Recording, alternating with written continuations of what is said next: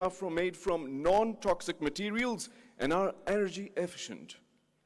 With that, I'd like to call upon the Honorable Chief Guest of the occasion, Deputy Chairman Senate Mirza Muhammad Afridi to the stage.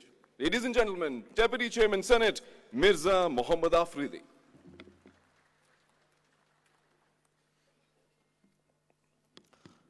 Bismillahirrahmanirrahim. Ladies and gentlemen, Assalamu alaikum and a very good morning. सबसे पहले तो मैं ये सारा event देख के बड़ा खुश हुआ कि हाउसिंग मिनिस्ट्री ने और इस्लामाबाद चैम्बर ने इतना ज़बरदस्त एक एक्सपो बनाया पहली दफ़ा। मैं अभी सेक्रेटरी साहब से बात कर रहा था कि मैं चूँकि हाउसिंग मिनिस्ट्री का एक हमारी स्टैंडिंग कमेटी थी उसका मेंबर भी रह चुका हूँ, लेकिन इन्होंने जो अभी ये नया इनिशिएटिव लिया है और इस तरफ चलना शुरू हो गया, मैं समझता हूँ कि सिर्फ हाउसिंग का काम नहीं है, सिर्फ इसमें हमारी फाइनेंस मिनिस्ट्री भी इसमें इन्वॉल्व है, हमारी इंडस्ट्री एंड प्रोडक्शन भी इसमें इन्वॉल्व है, हमारी कॉमर्स मिनिस्ट्री भी इसमें इन्वॉल्व है, क्योंकि सब मिल के ये काम चलेगा, ये हाउसिंग का, और ये इंडस्ट्री चलेगी तो ये काम और ये रोज़गार चलेगा।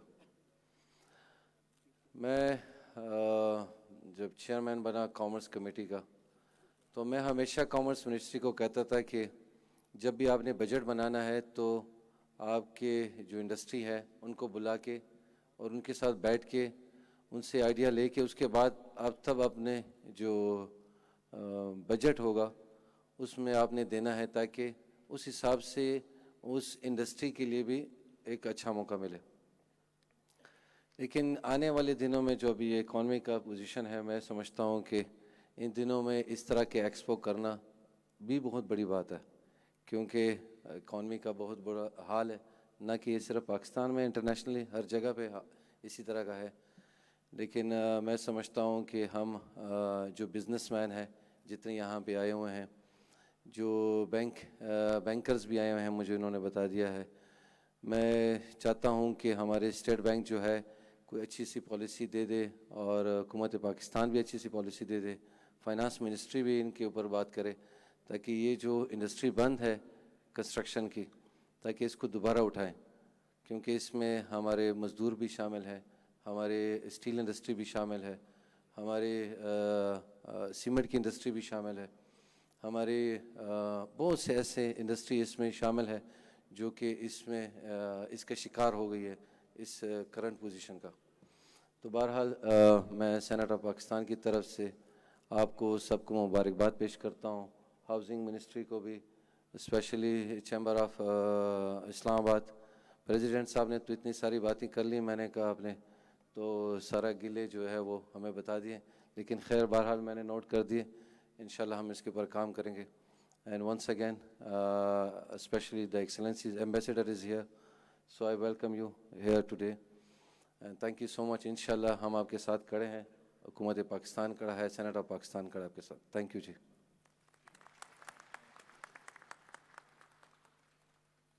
Thank you, sir.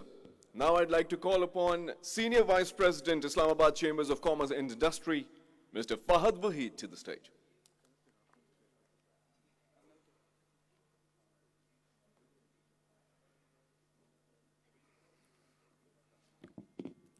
Bismillah ar-Rahman ar-Rahim. This was a little intro to the first International Housing Expo. And again, it could have not been possible without our sponsors, which include Grana, Fair Deals, J7, Nova, Silver Oaks. And again, one of the most important things that most of the people have touched today is the talk of the allied industry. This construction industry holds up to 77 allied industries with us. The business relies on these 77 industries to produce all the construction material, be it from a nail, be it to the steel, to the concrete, to the finishing, to the aluminiums, to the glass. And of course, when we talk about the interior designs, we have different multiple sectors involved. Today we use from cold storages to the height of warm AC, we're sitting in. It's important to know that this Housing Expo is for the revival of the business growth and real estate sales.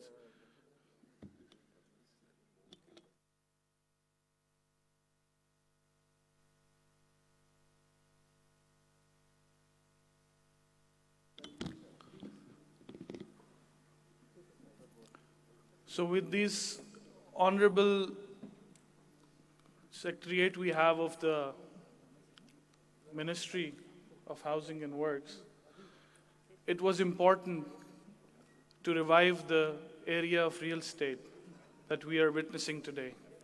We have put up about 3 marquees outside in the lawn, and you'll be witnessing about 110 stalls of mixture of real estate developers, constructions, HVACs, and other allied industries that complete this bond of making a complete structure. It of course is never possible without the complete mixture of business community working hand in hand with the government of Pakistan. This public-private partnership event today marks history in itself, that the government of Pakistan is working hand in hand with the Islamabad Chambers, Commerce of Industry. And it's important to display this event. We might not, understand the dynamics, what you do when you create an expo. An expo created is for the revival of the very business that we run. When we talk about different areas of expertise in construction, we have here different organizations that are going to display their different kind of technologies they've used in different materials. Again, I would like to thank everyone for sparing their time in such early morning today and making it to the event. It's important that we all hold this event tightly and we keep displaying the spirits and we keep the highs. Thank you very much and have a good day.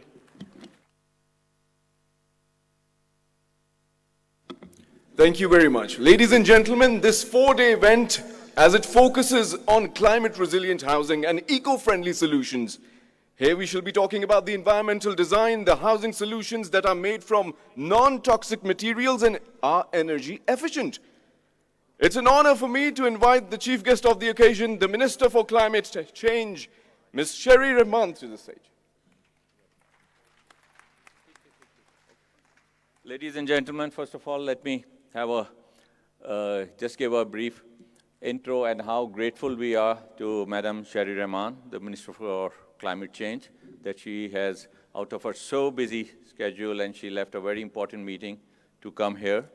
And as you know, with this COP27, which has recently taken place, and how our construction industry, how construction impacts climate change, I think I'm grateful that there can't be any other appropriate person to engage us and tell us that how construction and how that I made in my initial discourse, that how greenhousing and resilient infrastructure can help us.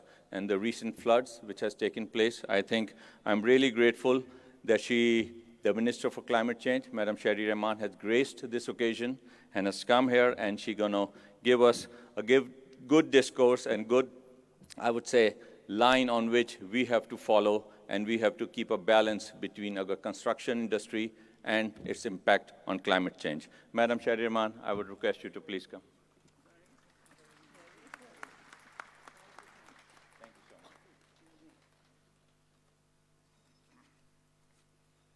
Bismillah Rahman Rahim. Thank you, Federal Secretary Housing, Iftikhar Shalwani, distinguished members of the Presidium, Excellencies, ladies and gentlemen, friends and colleagues. Good morning and Assalamu Alaikum.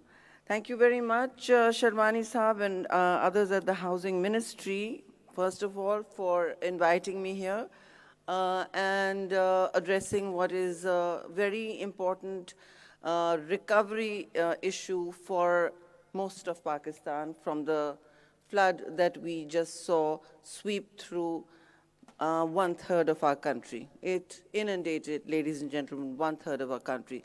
So that brings this housing expo and great strategic plan, I hope, to a very opportune moment in our landscape of priorities, of where governments should invest, where private sector should combine its energies and focus and resources and bring together perfect synergies in providing one of the biggest gaps in the fundamental rights framework of our moral universe, and that is housing. Shelter, ladies and gentlemen, is not just a fundamental right, it is a great need. It is a great need that we all must address, and it is a need we forget about when we take it for granted. We, all of us in this room, presumably have a shelter, have a roof on our heads.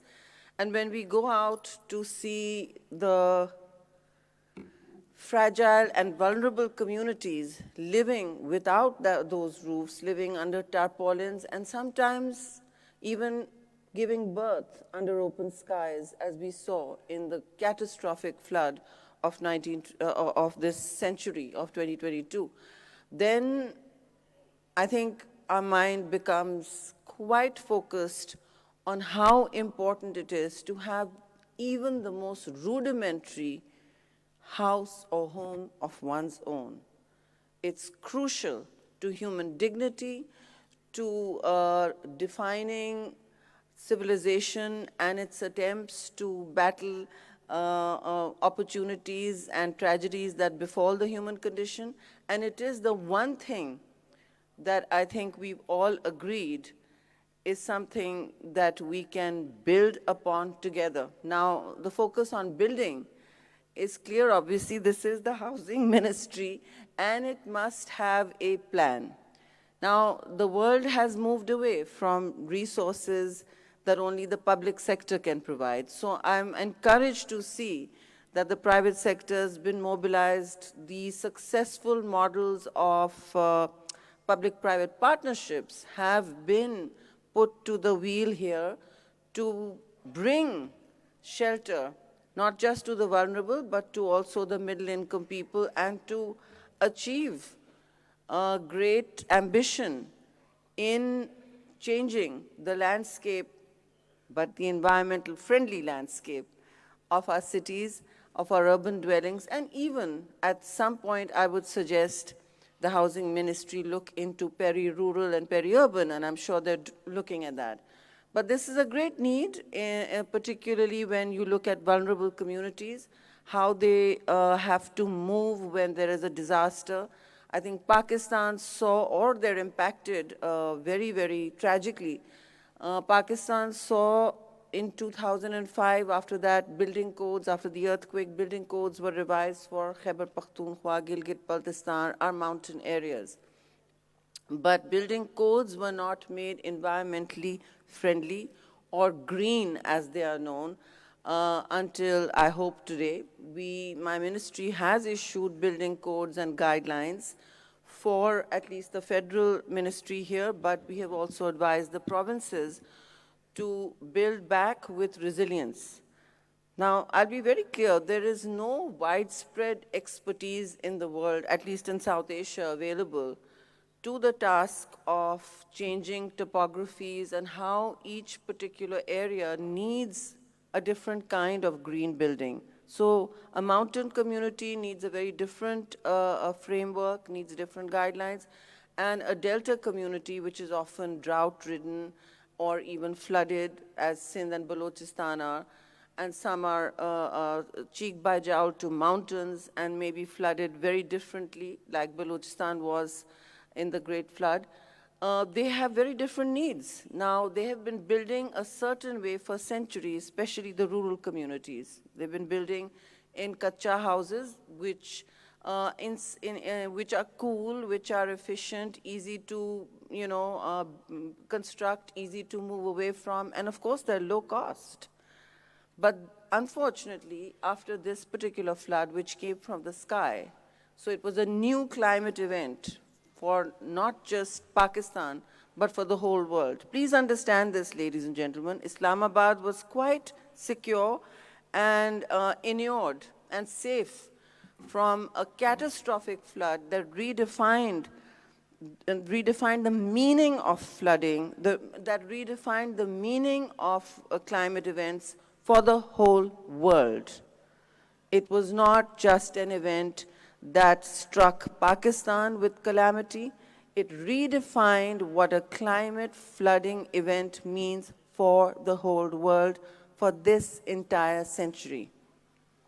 Nobody knows, nobody has experienced this in living memory. And so I think we need to take it seriously. If 33 million people are impacted, and then as winter has come, I used to say this 2 months ago, winter is coming, winter is here. And many people are living without the shelter they need. So we need to ask ourselves how we can scale up the models being discussed here. I'm sure you'll be talking about them and you'll be creating models. Some are public-private, some are vertical, some are horizontal. But the low-cost housing must, before anything else, be addressed as the great yawning need in our landscape of human amenities and entitlements, because shelter, other than food and other securities, is a basic need. Makan, milkiyat, सबकी ज़रूरत है और सबके लिए मैं समझती हूँ ये एक बुनियादी हक है. तो ये बुनियादी हकूक़ को हमने यकीनी बनाने के लिए इस तरह के प्रोजेक्ट्स करने होंगे जहाँ बैंक्स को भी शलवानी साहब आप मोबिलाइज करें कि इजी टर्म लेंडिंग करें. Bottom of the pyramid must be addressed as well, and that low-cost housing must have assistance from the banks to move some capital into this sector, because it is capital that you will need. And as you do that, please understand that you will have a shortage of resources.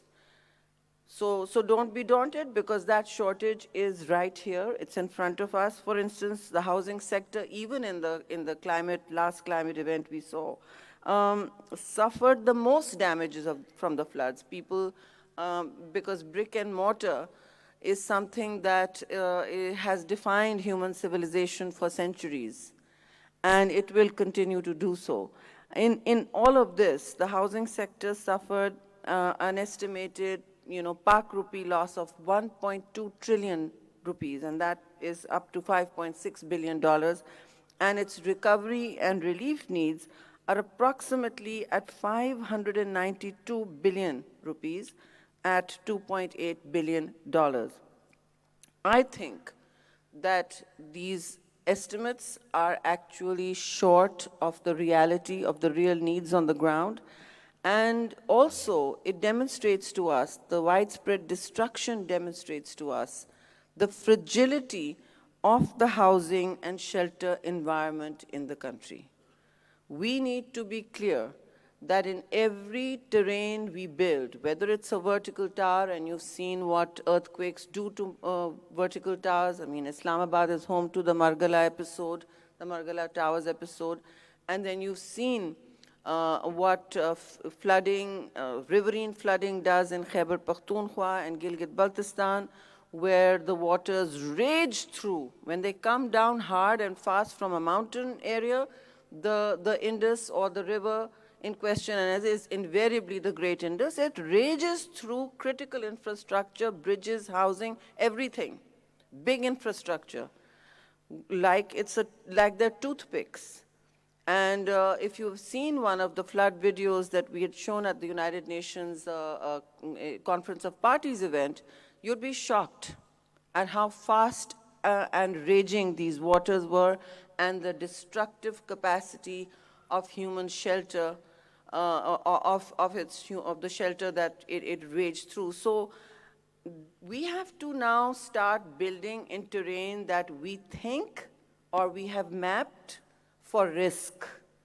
So risk reduction is critical to where you build. People can no longer be allowed to build randomly, and unfortunately, this is a challenge of the 21st century. People are migrants in their own countries in many, many areas, and so is the case in Pakistan, defined by the largest climate disaster that the century has known. Then people just shift. You can't police people from moving around. We are not that kind of state. But you still have to try to prevent people from building in areas that are not safe. With the codes that are issued, with the housing regulations, and the new transformations in land use that are needed. Now, housing ministries have to be very careful about land use. This is the new climate change issue. Land use, it's how we construct on it, what we construct on it, what it emits, its carbon footprint, as well as its ability to provide environmentally friendly shelter that not just protects our ecosystem, but the people living in it. Materials must be tested for arsenic, for lead, pipes must be checked for how they poison or not poison. So everything must go through all the chemical compounds. They must go through toxicity checks. We cannot continue to poison our people because our pipes are poisoned or we did not run the basic checks on the kind of materials we're using. This is crucial to public health. It is crucial to populations becoming productive and retaining their life cycles of 21st century well-being. So we need to build in not just one set of standardized green building codes, but also adapt to the local environment. In the end, ladies and gentlemen, all green policies, all climate actions are successful if they are responsive to local climates, to local soils, to habitats, and local needs. So we must look at what we are speaking to, we must not speak at communities or people or builders. And, I don't want to speak very long, but I do want to say that when you have the scale of destruction we see, the one thing that becomes crucial in priorities for a resilient recovery is how urbanization can become sustainable, how it can become resilient, how its planning reflects on future incoming populations from rural areas, because that is going to continue. Certainly Pakistan will continue to have to sustain pressure on its urban communities, on its urban areas, and that is something we need to be especially careful about.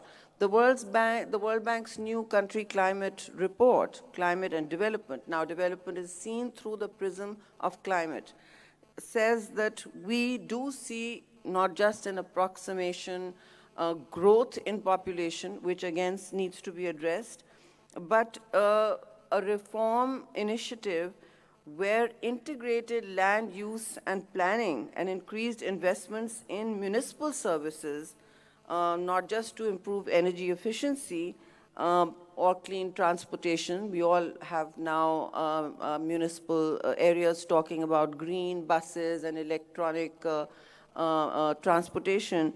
But really, if a population pressure to grow from 37% in 2020 to 60% in 2060. That's a huge influx into our urban areas, and it's growing.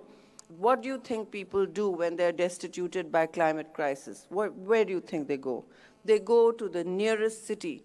If they're not allowed to rebuild back in what was their agrarian ancestral land, and in Sindh, huge lakes have formed, which will probably never go back into the sea because most of that area is under seawater. So what do you do there? What do you advise them? You tell them that please relocate. Before they can relocate, they are off to the cities where you can get a steady, predictable income, because predictability is crucial for communities that are on the borderline of fragility. So poor populations, vulnerable populations, the bottom of the social pyramid will seek to move to the cities, and Pakistan's cities need to, before anything else, provide for two things. One is, other than the building codes, one is municipal services that work, and cut out maybe the multiple agencies that administer our cities and create a fair amount of confusion and use of resources. That is the key entry point where housing can also make a big contribution. When you're building your housing, you obviously need to know, you have your permissions, you have your codes, but everybody knows that when the private sector hits the road, they build fast, they build hard, and they don't care about vulnerable communities. They ride roughshod over people who have been living in communities and Kachi Abadis for years. And many of them are illegal. Many of them are illegal. The state needs the land for, say, transportation tracks or other things. But when we relocate people who have gone and sat on land because they have nowhere else to go with large populations, what do? They are fragile, they are vulnerable. Please, do not run bulldozers over their small, fragile homes. Relocate them with dignity, with the comfort of time, and with spaces they can identify with. You can't send a whole community spread out over large acreage of village-style housing into vertical towers. They will not be able to live or breathe in vertical towers. They won't know how to live there. They will also start messing up the common spaces, right? So there are codes to living in communities. People need training, people need time, they need to adapt, they need to not be put into a shock. And while we must do all these things, this is the state's responsibility. We are collaborating with the private sector. The private sector, when it is in its most powerful mode of construction, the whole world has been changed not by governments but by private sector. We know that. The power of capital is great. But let it not be unchecked to ignore the needs of the people, especially of the poor, because you don't need to watch any amount of films and TV shows of South Asia to understand the power of capital and what it can do to small communities. And we also know how small communities can protest and stand in the way of development. We understand that. But we must assist them. When we move them, we must assist them. We must think like them, not otherize them. We are a public, this is a public responsibility, and the market has to be regulated. What is a Green Building Code? It is issued by the government of Pakistan. And it is our responsibility as government of Pakistan to make sure that the vulnerable are protected in low-cost housing, as Shalwani Saab and the Housing Ministry has initiated, in one of the best models for resourcing capital today, which is public-private sector. When the state doesn't have capital, take the management expertise and the capital of the private sector to move a fusion of perfect housing modeling and development. And when you do that, ladies and gentlemen, just remember that vulnerability must not become a life sentence. It must be accommodated by those at the top of the pyramid. Everyone in this room is on the top of the pyramid. So when you do that, remember the empathy that is needed, and remember that these are very extreme and difficult times. The world has never seen a crisis like this unfolding in many parts of the world. And for Pakistan, for the south of Pakistan, when 1/3 of it was inundated, we have never seen the scale of human tragedy anywhere in the world as we saw this year, and we still see. So it is time not just to ask international supporters to show their empathy. It is time, ladies and gentlemen, to reboot your own compassion. If we have a collective will to do that, many mountains can be moved. Thank you very much.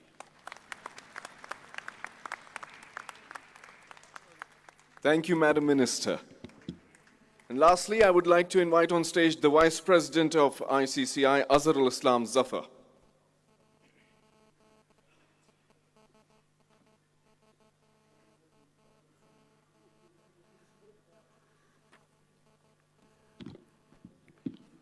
बिस्मिल्लाहिर्रहमानिर्रहीम अस्सलाम वालेकुम। सबसे पहले मैं मिर्ज़ा फरीदी साहब, शीरी रहमान साहिबा, इफ्तिखार शलवानी साहब, शहजाद चीमा साहब,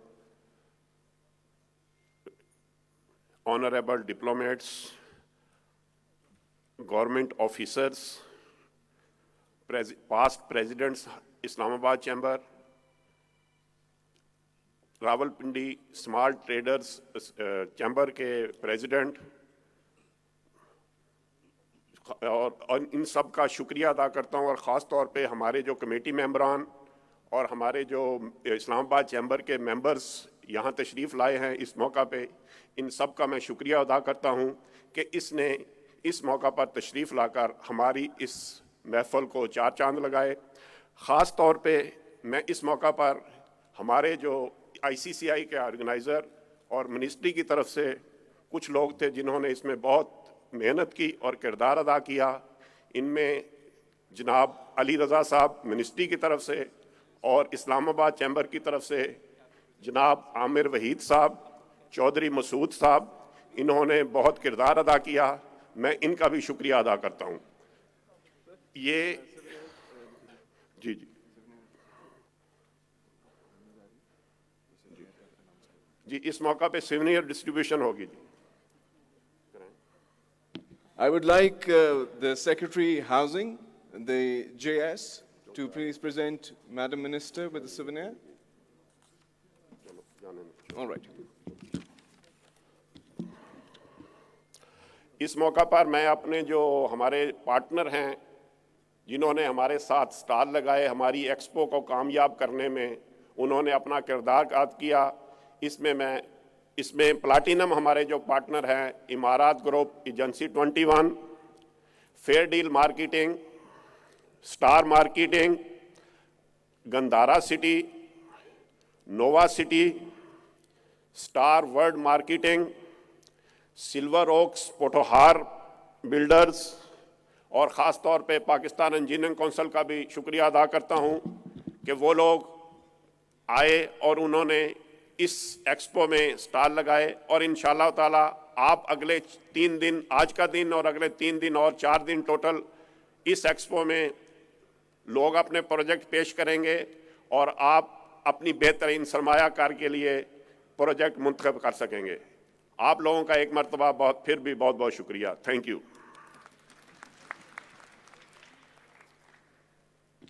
Thank you, sir.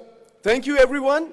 I hope and wish that all of you thoroughly enjoy these 4 days that are coming your way, gain knowledge and experience with our interactive sessions. I want all of you to participate in the interactive sessions as you'll get informed and on approved the housing societies and projects. That's very important as we come in to this realm of housing, the approved housing societies.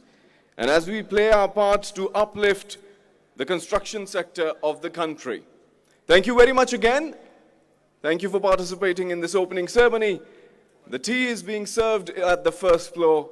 Please make yourselves comfortable. Thank you.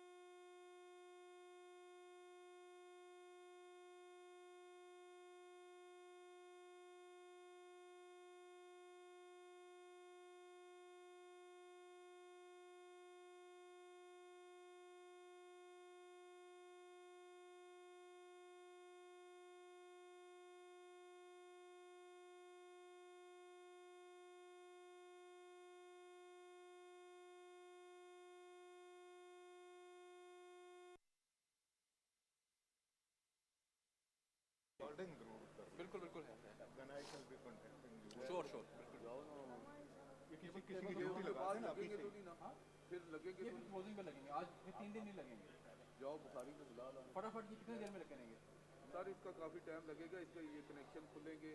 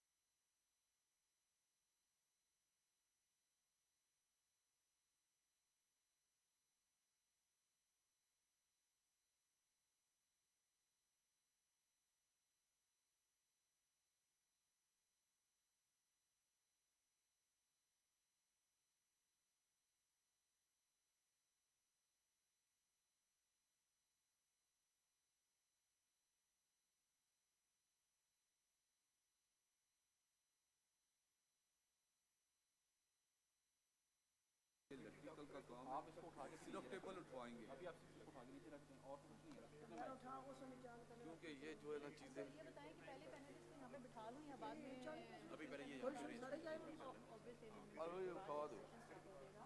Normally होता है कि हाँ ऐसे ही पहले उसको बिठा के फिर वन बाय वन बनाओ। यार इधर आओ ना, ये उठाओ आगे। ये पानी की बॉटल जो है ना ये भी बेशक भी साइड पे रख सकते हैं, साइड पे रख सकते हैं।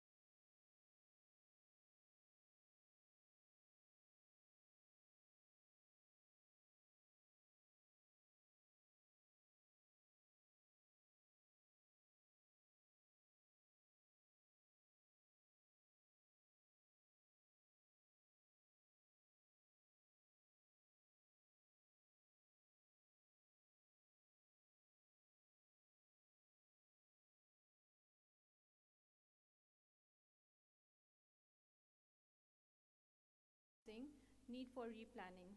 So the objective of this session is to identify the challenges and interventions which needs to be implemented to move towards zero carbon housing, and also the need of replanning to achieve resilient housing. So without any delay, we will start our session with the welcome remarks from Mr. Iftikhar Ali Shalwani, Secretary, Ministry of Housing and Works. Please, sir. Thank you, Ji. Assalamu alaikum, everyone. And I'm really grateful to UN Habitat and their human resource to have participated. And I think this is such an important topic that we had few sessions even before on that. And I believe that one of the important things that housing is a fundamental human right, which is by the UN Habitat. I think that really encapsulates the whole theme of this event. And if after I will request all the team over here that after this panel discussion, you must go out and see all the dynamics, all the instruments that we have. They are working in our economy and all the participants of our allied industries. But definitely, we need your expertise and your support and your advice on how to channelize it and how to make our sustainable development, which has to be resilient, and especially in the wake of recent floods. I'm grateful to Mr. Javed and all the members who are present here of UN Habitat, and to have come here, and I hope we'll have a very fruitful discussion. Thank you. Thank you very much, sir.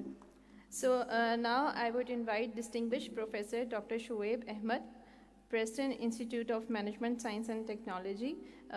He is a world-renowned professional civil and environmental engineer with over 40 years of experience in academia, code writing, and industry. So I will invite him for the keynote remarks. Please, sir.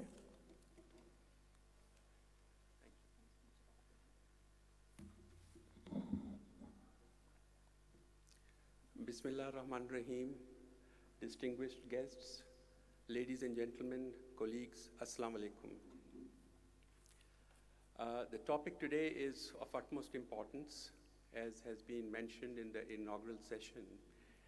And we are now moving to the technical aspects of the issues that were raised earlier. Could I have the first slide, please?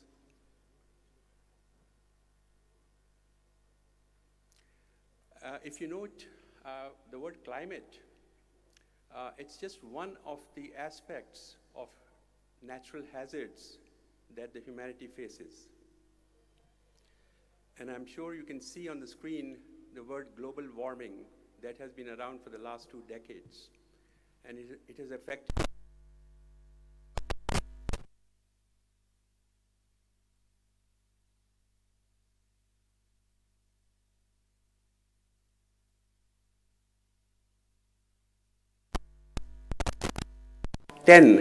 countries in the world that is affected by this global warming. We do not produce the effects for carbon emissions, but we are the recipients of the effects created by the developed countries. Could I have the next one, please? I'm sorry that the arrangement is such that I have to break and request for the next slide. There's a term called El Niño effect that surrounds our Earth, and that causes climate changes on our globe. Next one, please.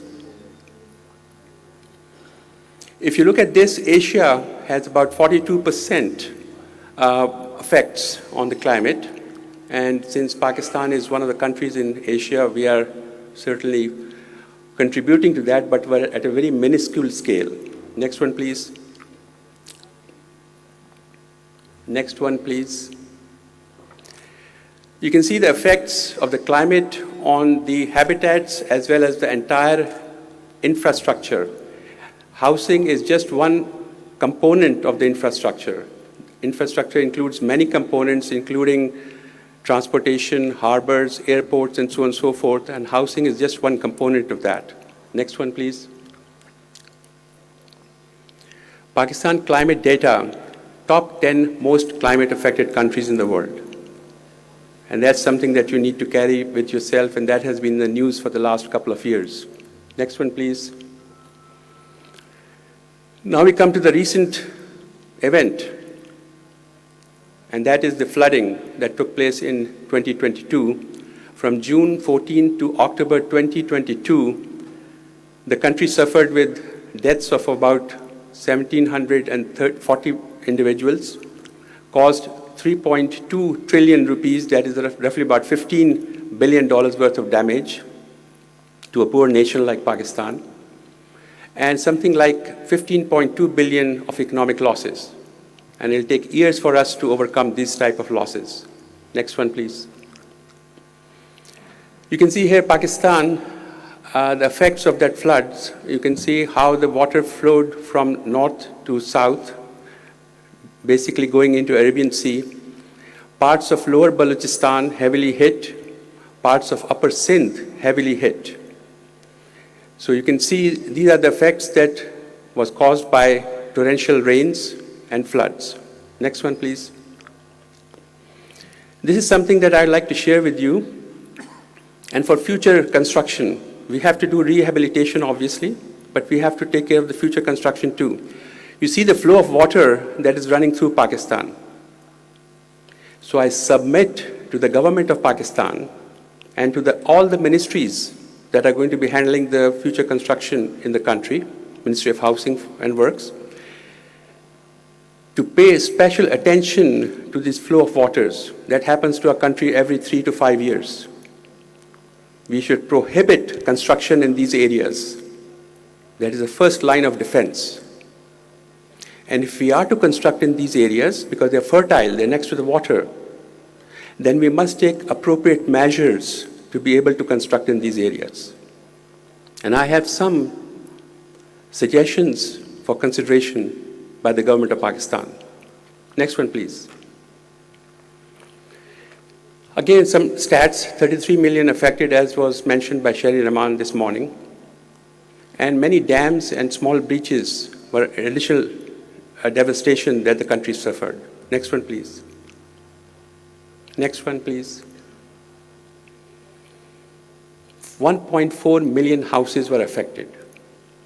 That's a huge number, very huge number.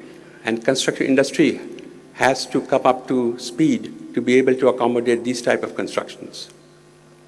Schools, the basic nurturing platform for our future generation, some 19,000 schools have been demolished. Extremely important. Now, which comes first, housing or schools?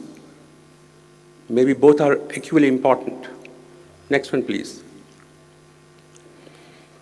I'll walk through these slides rather quickly because I'll come to the main topic that I want to share with you. But these are the memories of the floods that the Pakistan community or Pakistan population suffered. These are flood-damaged schools. Now keep repeating these slides every 5 seconds. So as we walk through them, please. Devastation. Rural, more devastation. Stop for a minute. Look at the flow of water and subsidence of the soil. Next one, please. 1/3 of Pakistan was underwater. These are the housing being rescued. Next one, please. Upper part of Pakistan, Gilgit, Baltistan. No bridges. People have to go over the water. One approach is taken care of here. Next one. Flow of water from the right side, embankments are not even adequate to stop the flow of water. Makeshift transportation. Next one. Kachi abadis, straws. These are the houses that more than 35% of our people live in. Next one. Now we come to semi-rural, Vigos. Look at Vigos, how they're moving in the water. So we are semi-rural. This is basically a city. City is underwater, inundated. I won't take the name. So that is now urban population. Next one, please. Again, look at the high-rise in the background. High-rise is not going to solve our problems. Absolutely not. We have to take care of natural calamities. We have to understand how the flow of water is going through our country and how it's going to be dissipated in the Arabian Sea. Here, makeshift. Next one, please. More of the same. Next one. We must memorize these in our minds as we move forward. This happens to our country every 3 to 5 years. Sometimes much more effect, sometimes less effect. But every 3 to 5 years this happens. Now I come to the main part of my presentation. Next one, please. Climate resilient, affordable housing. When I started this endeavor about 5 years ago, heading the Center for Affordable and Sustainable Built Environment at NED University, the first thought was, what is affordable? Affordable, low-cost housing. It should be affordable, cost-effective housing. We should spend less and get better rewards for that. Affordability is relative. People in urban areas can afford millions of rupees worth of habitat for themselves. And same is not true for rural and semi-rural areas. Next one, please. Pakistan has different geographical conditions, and one solution will not fit all possible scenarios. And we have to be cognizant of that. We have provinces. Each province has to concentrate on their geographical landscape and come up with solutions that meet that particular requirement. We have a building code of Pakistan that was recently developed, and I was fortunate to be part of the editorial committee, heading the editorial committee and technical committee for the Building Code of Pakistan 2021. But Building Code of Pakistan has to be adopted by local jurisdictions, by provincial systems, and there have to be special regulations for different areas of the country. Next one, please. In the morning, it was mentioned that over 77 industries are connected to the construction industry. That was news to me. I thought something like over 45 industries are connected, but this morning there was a speaker who mentioned 77. I have not seen the list myself, but I'm sure that's the case.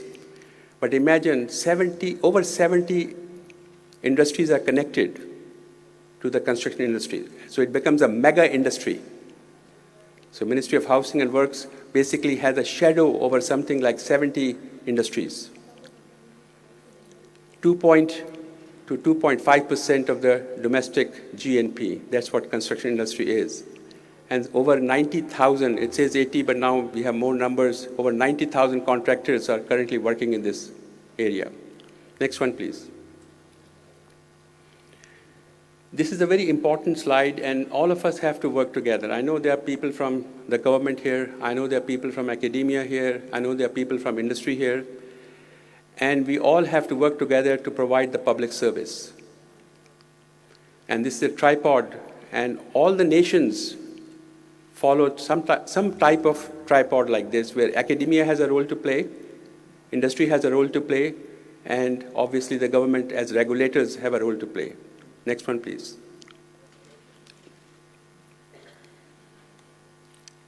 I divided Pakistan into 5 categories, which is very rural, semi-rural or peri-rural, rural, and then peri-urban and urban. And obviously each different category would have a different solution for construction techniques and obviously for regulations. Next one, please. The 2 important aspects. One is the type of construction that we are going to do. These are for new construction, obviously we're thinking of. And there's retrofitting and rebuilding. That's a different aspect altogether. And then the choice of materials. For the last 4 or 5 years, I have been progressively pushing forward for use of indigenous materials. What I mean by that is, if we are sitting in Gilgit-Baltistan, we should be looking at utilization of stones, that is aggregates, sand, the local sand, and local production of cement if we are going to use cementitious composites. And that should be used in that area, Gilgit-Baltistan. If you are in Balochistan, we should use the indigenous materials there. And so is the case for Punjab and KPK. This is very important. We should not be producing materials in place X and transporting it to place Y and use them. So use of indigenous materials. I am not in favor of imported materials. With all due respect to our colleagues who are international here, my philosophy is land belongs to Pakistan, need is for Pakistan, for the people of Pakistan, and we should use indigenous materials. Yes, if we do not have indigenous materials to fulfill our needs, then we import. We don't need to increase our import bills. So, bringing cement from outside, bringing rebar steel from outside, bringing admixtures from outside, and so on and so forth.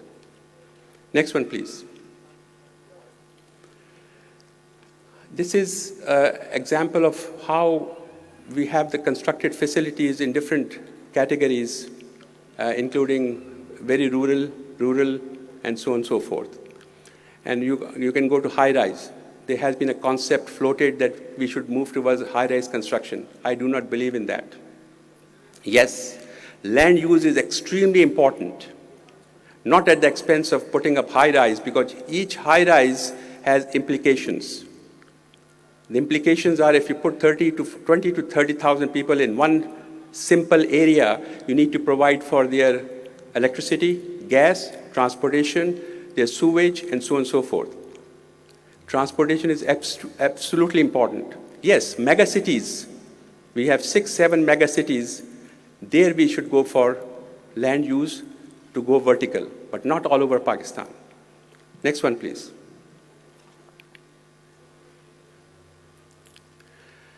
There's a technology called prefab construction, and I've been in touch with a lot of my friends who are in this area of prefab construction, and that is something that we can use. The previous one was cast in place. We go to a site and we start building something. Precast means we have factories where components are built and then utilized to make the facilities that we want to construct. So prefab is important. Izhar Construction is the leading construction precast prefab industry in Pakistan. And I have been in touch with them. They do a lot of construction for precast, for bridges, medians, and so on and so forth, retaining walls. And I've been working with them to bring them into the housing sector. The vertical components of a house, the horizontal components of the house can be prefab. So we have a quality assurance, and then they can be constructed on site. The next one, please. Next one, please. The last one is hybrid. That's a combination of cast in place and precast, and that's another solution. And for that, we can use that in high-rise as well in low-rise, medium-rise, or simply single and double dwellings. Next one, please. These are some of the bullet items, and you can read. I don't need to go over them one by one. There's a choice of design and choice of materials. This is for new construction. Next one, please. This is a matrix I developed. Over 6 months of my effort went into developing this matrix. On the right row, you can see there's something called load-bearing concepts. Here, I like to add a personal comment, and it's a very useful comment, but obviously some people may differ from that. 90% of our constructed facilities in Pakistan are non-engineered. Over 90% are non-engineered, where engineers have no role, nothing to do with the construction that is taking place on ground. So all the codes, all the regulations, all the bylaws, we're talking about 10% of the construction in Pakistan. That has to change. That has to change if we are going to move in this direction, what we call as climate-resistant housing. 10%, we are following the books, the bylaws, and the regulation. 90%, no effect. So this shows for what region, what technology can be used. Where load-bearing can be used in rural, Then there's something called frame structures can be used, semi-frame structures can be used, light gauge steel can be used. So there's a choice of materials, choice of design, and one of the things that I came upon, obviously it has been in the literature for a very long time, if we have to build our facilities in areas where we know that every 3 to 5 years water is going to rise to a level of 2 meters, 3 meters, we should be building on stilts. Stilts is vertical columns on which the structure can be built. There's some added cost, but then the losses that we incur based on the flooding will be minimized. Next one, please. Next one, please. Building Code of Pakistan. 2021, recently published. Recent means a year ago, with the help of Pakistan Engineering Council and Ministry of Science, Ministry of Housing and Works. That doesn't end the story. This has to be adopted by the local building regulations. I take a point for, I come from Karachi. We used to have KBCA, Karachi Building Control Authority, converted to SBCA, Sindh Building Control Authority. Unless they adopt this code, our consultants, our designers, and our builders will not adhere to this Pakistan Building Code. So we have a long way to go. We have to have our local jurisdictions adopt the Building Code of Pakistan. Next one, please. Now, some thoughts. If you're going to move forward for climate resilient affordable housing, there's some thoughts. Next one, please.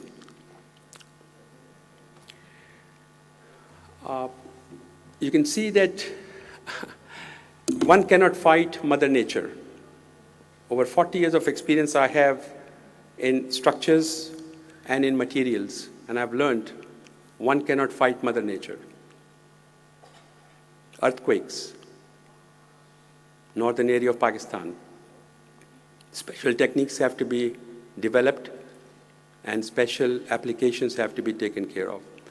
Here I've shown you two examples. There's a natural slope provided by the Almighty Creator, and then the man has basically cut that slope into a horizontal plateau, and that's not recommended.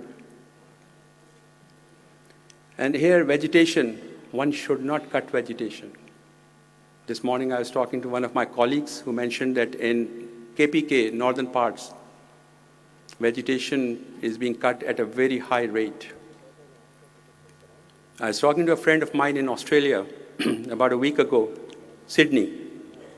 He said they've planted so many trees over the last 5 years that the climate has changed from a very hot, arid climate to a mild climate. He's been there for over 5, 7, 10 years, and he says he has seen the change. Now, this comes under a different ministry, but vegetation definitely will help our climate resilient. Next one, please. Stilts. Here's an example of how a construction could be on a stilt. 2 meters, 3 meters, water flowing, stilts are holding up, minimal damage. Next one, please. Same point, building on stilts. Embankments. That's called training works, training the water flow. Huge investment. Department of Irrigation has to come into play. We have a canal system that's one of the best in the world, but it's all earthen canals. Tremendous water loss from point of entry to the north to the point of discharge to the south in Sindh. Millions of gallons lost. We have to do the lining of our canals. And there are systems, they're available. Department of Irrigation has to take important measures to be able to do that. Next one, please. Energy. We talked about energy consumption. There are technologies available, but who is going to use them?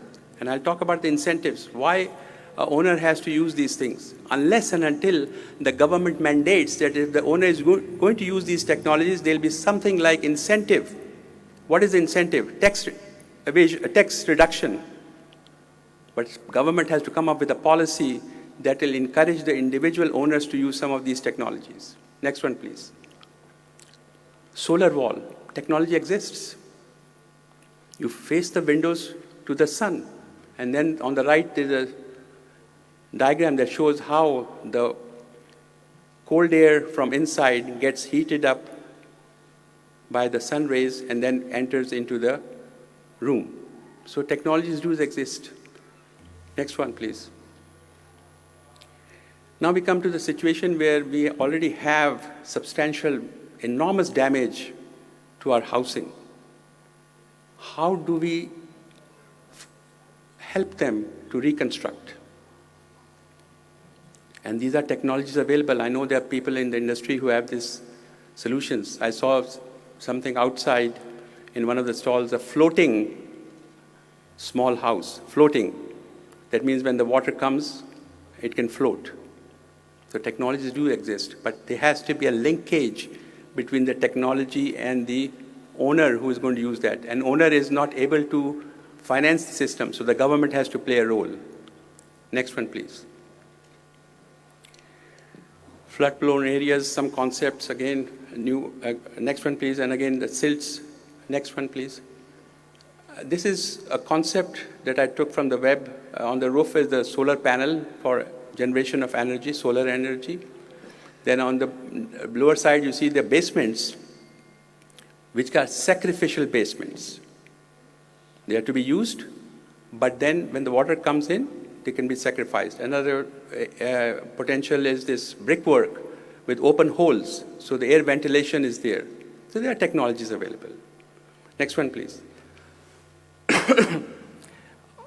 Architect Yasmin Lari, she is not here today, she is not well, and she would have elaborated on this very low-cost constructed facility called the bamboo as a material. Bamboo is produced in Pakistan, ample bamboo is produced, and she has been able to use this for the last 7-8 years for construction, and that can be utilized. Next one, please. I think that was it. Thank you very much for your attention, and I'll be more than happy to meet with you afterwards if there are any questions. Thank you once again.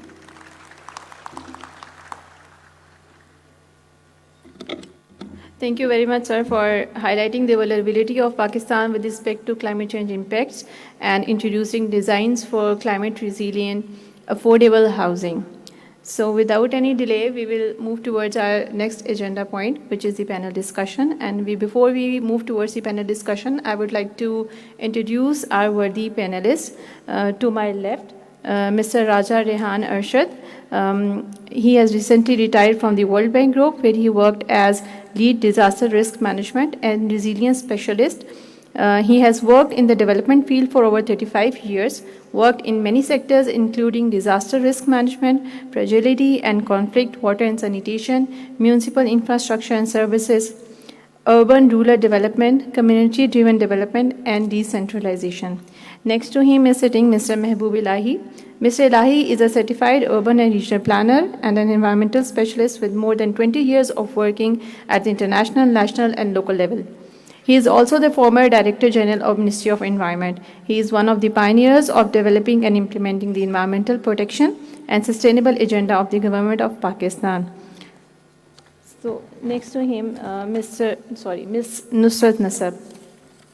Ms. Nusrat Nasab, she is the CEO of Aga Khan Agency of Habitat, and she has been working in the field of development and disaster risk reduction for over 2 decades. She has authored several papers, including the chapter on disaster risk reduction and building resilience in the Hindu Kush Himalaya in the book, the Hindu Kush Himalaya Assessment, which was published in early 2019 by the Springer. So next is sitting the Honorable Secretary Sahab, Mr. Iftikhar Ali Shalwani, Secretary Ministry of Housing and Works. And next to him is sitting Mr. Javed Ali Khan, who is the Habitat Program Manager of UN Habitat. And he is currently working as the Country Program Manager for UN Habitat. And he has served the Ministry of Climate Change, Government of Pakistan for over 30 years and retired as Director General, Ministry of Climate Change. So he remained national focal point for several environmental and climate change treaties and conventions, as well as served as project director for many JEF projects and World Bank and UNDP projects, including one UN program component on policy and planning. Next to him is sitting Mr. Fazal Noor. Mr. Fazal Noor, he is the Associate Professor and Chairperson, Architecture and Environmental Design Department, Sir Syed University of Engineering and Technology. He is an architect, planner, and development entrepreneur with over 20 years of professional experience, including leading role in the housing and community development, social and architectural academics. He also heads the Sir Syed University of Engineering and Technology Research Cluster on Housing and Community Development, and is also the member of the National Platform on Housing Research. Next to him is sitting the Mr. Architect Shahid Said, who is the CEO of Indus Trust. I welcome all the panelists, and I hope we are going to have a very fruitful discussion. And now I will invite Mr. Abdul Qayyum, who is housing expert from UN Habitat, and he will moderate the discussion with the panelists. Thank you. Please, Abdul Qayyum sir.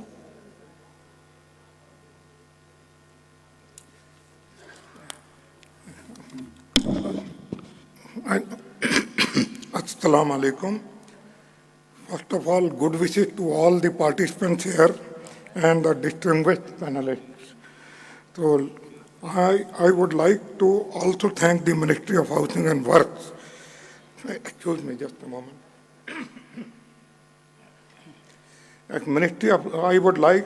First of all, I would like to also thank the Ministry of Housing and Works for arranging such an event focusing on climate resilient housing. And this International Housing Expo 2022 objective is to recognize and move forward towards zero carbon housing. In this connection, our sustainable future depends on dissemination of knowledge and participation of the people, as well as understanding of the consequences of the climate change. A shift to green building is therefore the primary strategy to ensure the greening of housing sector at all levels, what I mean to say federal, provincial, local, as well as on regional basis, by gradually moving towards zero carbon housing throughout the country. Today, we have come here to listen to the candid and pragmatic views of our respected panelists. So I take liberty to start with the first panelist, Mr. Raja Rehan Arshad Sahib. He has been working all issues related to shelter, as mentioned by Dr. Swaib Sahib already, and he has a vast experience on analyzing the housing issue as well as thereafter suggesting various solutions in the context of national as well as international agendas. In this connection, I would like to ask him that what should be the role of the public sector in generating incentives for the construction of sustainable climate resilient housing to address the urban resilience. I am now asking about, firstly, urban resilience, including the climate resilient habitat in both urban and rural areas. So welcome, please. Thank you so much, Karim Saab. Distinguished chair, distinguished panelists, distinguished delegates and participants, Assalamu alaikum and good afternoon now. First of all, it's a real privilege to be here as a panelist, and I'm quite humbled by the excellent presentations that have been made and the points that have been highlighted so far.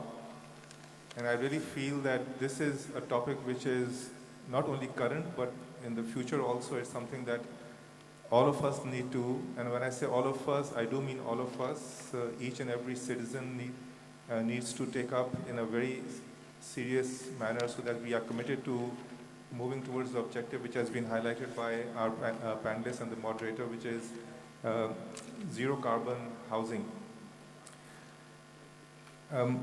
In response to the question that has been posed to me, and of course in the backdrop of the excellent keynote address that was just made, let me just start off by saying that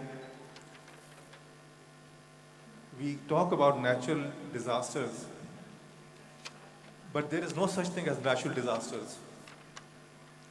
We do have natural hazards, but disasters are man-made. So I think we should stop calling disasters as natural. Because natural hazards, as was presented by our keynote address, we cannot fight against nature, so natural hazards will continue to happen, whether they are hydrometeorological or whether they are geotechnical. But it's the effect of those natural hazards that is something which is within the control of the human beings. And unless we start mitigating the risks associated with these natural hazards, we will still continue to create the disasters which are man-made. So something that I will request everyone to stop calling this term natural disasters as natural, and we should refer to it as man-made. And this has implications on the topic that we are discussing today, because everything that is related to sustainable housing in the context of climate resilience is something that can be managed in the habitat by the human beings or the dwellers or the citizens who live there. So we should really not continue to blame natural disasters because they are our own doing. Just to highlight the point that in 2010, the country was faced by massive floods. And then, of course, a few months back, we had unprecedented floods, which were even of a greater scale than the 2010 floods. But the damages and losses that were presented in the keynote address, which I was part of the team that came up with those damage and need assessment, these are based on nothing having been learned from the 2010 floods. So the disaster and its impact is because we did not do enough. But we really need to start looking at climate change as a very serious issue, and we need to start doing and playing our own role. And this is where the public sector is extremely important, as was also mentioned in the keynote address and by the Honorable Minister, Ms. Sherry Rahman. So I've been asked to give some idea of what is the role of the public sector to ensure that there is sustainable housing related to climate resilience. I'm going to step back and in some ways push back on this question that I have, that has been posed to me. I feel climate change is a very serious issue, as we all know, but it is not the only issue, and it is not an issue which is a siloed or an issue which can be dealt with in a cocoon. Climate change and related climate resilience, and then within that, sustainable housing, it has to be seen in the context of the larger resilience agenda, which has so many other shocks and stresses that are playing out concurrently in parallel to climate change. And unless those shocks and stresses which are playing out in the settlement context or in the urban context are also addressed, we will not be able to do justice to sustainable housing vis-a-vis climate resilience. I'll give you an idea. If you take a settlement, be it the classification that the keynote address or keynote speaker also highlighted, whether it's very rural or it's semi-rural or rural or peri-urban or urban, all these settlements or especially the dense urban areas, they are constantly undergoing, especially the dwellers, are constantly undergoing urban governance or settlement governance related shocks and stresses related to economic and financial factors, health-related shocks, and COVID-19 is a very good example of that, and the stresses which are still continuing to emanate from that shock, environmental,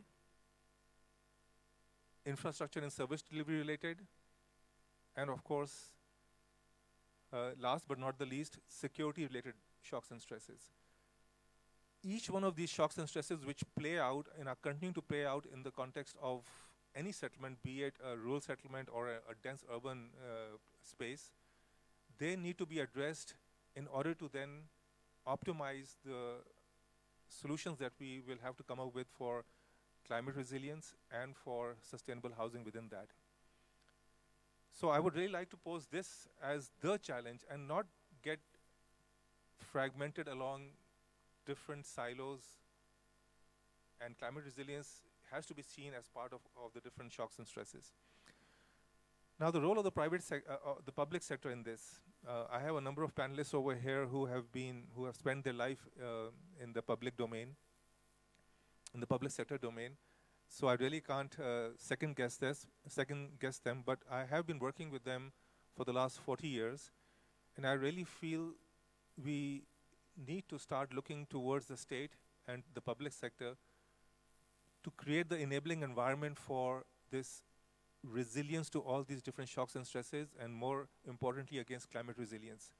So that sustainable housing, which is part of an ecosystem, it is being supported by not just climate resilient environment, but by so many other shocks and stresses which are making it conducive for sustainable housing to flourish.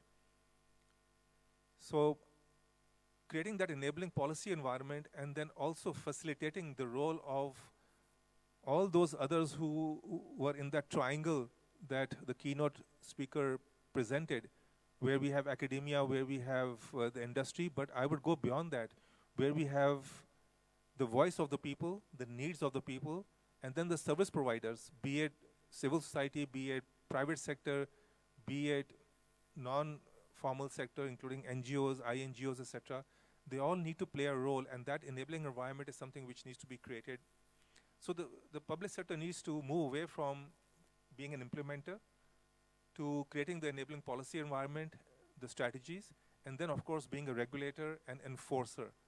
It's the last part, which is the enforcement, which is not happening. This was also mentioned by our keynote speaker. So just to give you an idea, and I'll finish on that, when we talk about sustainable housing, we are looking at proper land use. And unfortunately, that's where the courts, the bylaws, and even the enforcement is not happening. I live in Islamabad, and I've been living here for the last 40 years. I've seen Islamabad grow from houses that were constructed with enough green space and open space and trees to houses which are like shoe boxes. And the covered area is now almost equal in terms of the physical to the plot size. The use of the space, which is so important for sustainable housing, has been compromised. And of course, it has linkages to economic and financial aspects, because people do this, or the owners do this, so that they can rent out 2 portions. And that is where, what I was mentioning earlier, the economic and financial stresses need to be factored in, otherwise you will not realize sustainable housing. And I can go on with these examples. How construction material is being used and is being wasted. There's no reuse or recycling happening, which is important for sustainable housing. This is where the public sector needs to come in and create the enabling environment and facilitate the supply chain, which is so often forgotten when sustainable housing is talked about.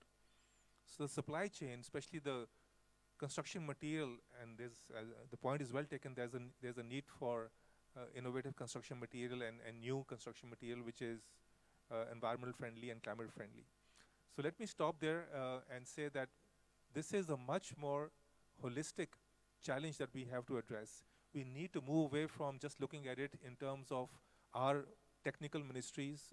We have the Ministry of Housing and Works over here, but we need to have the ministries that deal with urban. We need to have the ministries that deal with access, transport, with the ministries that deal with health, and all those different stresses and factors that I mentioned, so that they can collectively look at dealing with the whole settlement and urban resilience challenge, and within that, the challenge on climate resilience and sustainable housing. Thank you.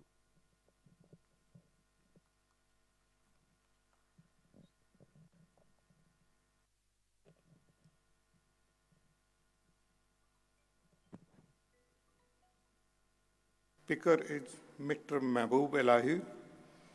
Introduction has been given by our colleague already. So from him, I'm asking his views on sustainable construction, because sustainable construction in the face of climate change offers durable solution to the housing construction and to withstand the future disaster. Presently, we are not dealing well with the disasters and hazards that we have today, let alone what is coming out into the future. In this connection, I would like to ask straightforward question that through sustainable development, though sustainable development is crucial need of housing construction industry, it has not been acknowledged yet fully, and their role, how we can overcome their difficulties in order to properly undertake the sustainable construction of houses. That is, with reference to or focusing on the climate resilient factors, including the better design of houses, use of sustainable materials, better methods of waste treatment, and generation of minimal pollution besides the energy conservation. So I would like to invite Mr. Mehboob Elahi to talk.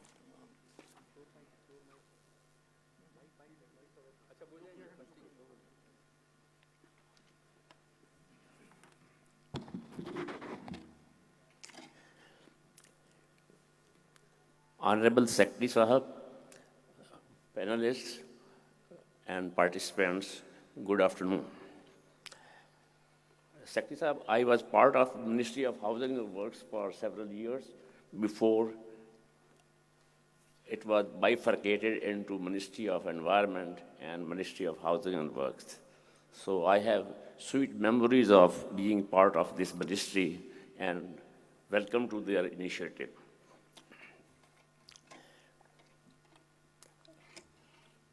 Mr. Abdul Qayyum has posed several questions, and these are related to me. One, why sustainable development in housing sector has not been acknowledged and implemented? How can we convince the homeowner regarding benefits of sustainable development? The second question posed is how housing projects can be made environmental friendly by way of design of houses, use of sustainable material, waste treatment method, minimum pollution, and energy conservation. My answer would be on the following lines, and I must confess that I have been mostly concerned with policy issues and policy recommendations. And here are some of the recommendations regarding rural housing, which was badly affected by recent floods. These are, number one, rural communities face unique challenge when dealing with affordable housing crisis because development does not occur at a large scale in rural areas. Construction costs in rural communities is higher as compared to urban areas, which reduces incentives for private sector. So this is one of the constraints of why construction sector is not going to the rural areas. Number two, rural areas face challenges relating to demographic changes, workforce development, capital access, infrastructure, health, land use, environment, and community preservation. The third recommendation is climate change put people and economy and natural resources at risk. Increased weather vulnerability and variability extreme events effects are expected to reduce agricultural yield, lessen availability of fresh water, leading to further degradation of biodiversity and ecosystem services. Number 4, disproportionately health burden. So rural areas face a lot of problems of health issues. Number 5, affect low-income communities in terms of food supplies, flood and drought by climate change, harder to produce food. With the price of food increased, risk of hunger rises. So these are some of the challenges rural communities face very badly. Number 6, climate change negatively affect agriculture, food production, and rural livelihood in general. It may trigger various cycles of poverty, resource degradation, environmental deterioration, and social unrest. Conclusion is rural areas are really absent of institutions. Outreach of the institution has not really gone to rural areas. They are geographically isolated. Scale of economy is another challenge. Lack of credit facility for housing, which is low priority for rural areas. So these are the challenges of rural housing, and then next is how they can be made resilient. Thank you very much.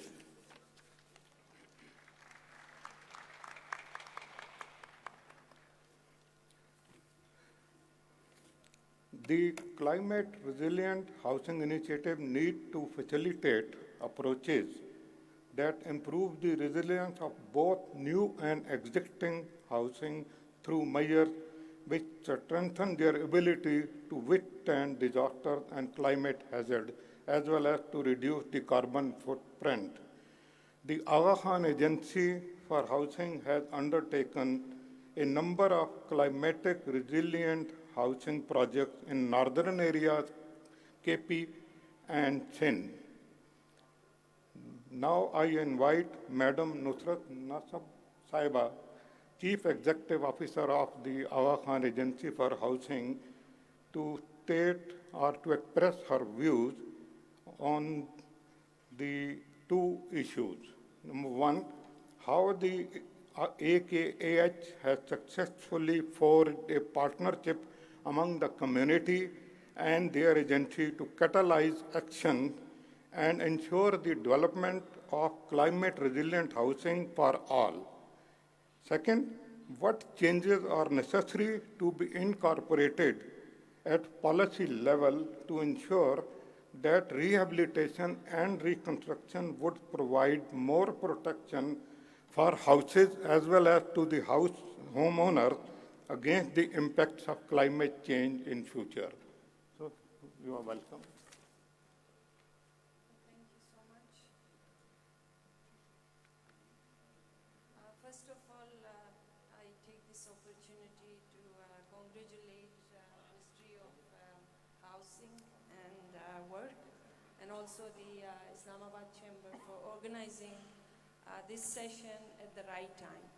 And there are the stakeholders who are shaping the future of the country. They are present in this room, and I'm sure when every one of us, when we will go out, we will go with a change. We will kind of not repeat certain mistakes which all of us may have been doing. At the Aga Khan Development Network, my organization, Aga Khan Agency for Habitat, we work on three aspects. One is disaster risk management, starting from emergency response till the reconstruction. Safe, resilient, and green building. That includes housing. And there are two components in there. One is like new houses or new buildings, or the other one is the retrofitting aspect. And the third one is more about, as we all work on, we talk about the climate change, and I'm pleased to say that the AKDN has a commitment for the net zero carbon till 2023, and for the last 4 years, we are recording our footprint and we are trying to offset it.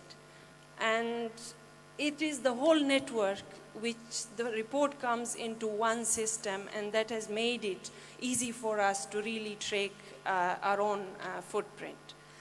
Now, the question, I was looking at the slide and I was carefully listening to the keynote speech. There was one slide which kind of, my attention was really towards that. There were 3 key stakeholders shown: the government, the academia, and the industry. We at AKDN, we bring civil society organization. We keep community at the core of those stakeholders. Community for us is a client. So the plan, the preparedness for any, disaster, when we do that, I think the third thing comes as progress. So we learn from our mistake. We also learn from others who have been doing great job. We don't feel shy about adopting something which has worked well.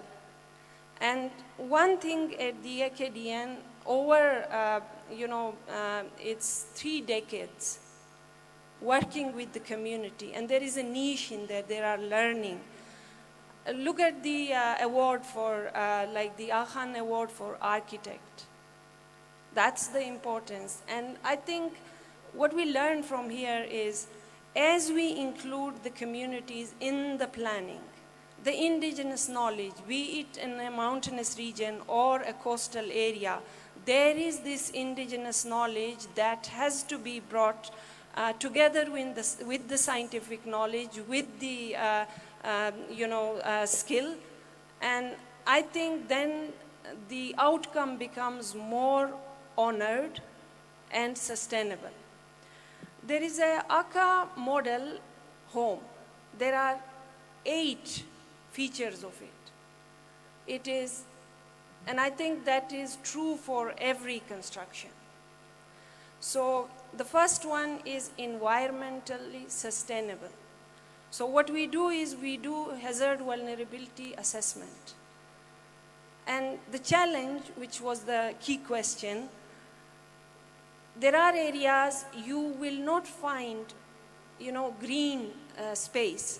So you name it, like there are climate-related ones, there are, earthquake, where we work, specifically, as we said, the Gilgit-Baltistan, Chitral, and the coastal areas in Sindh. So if you name any hazard, you will find it here in Pakistan. I call it house of hazard.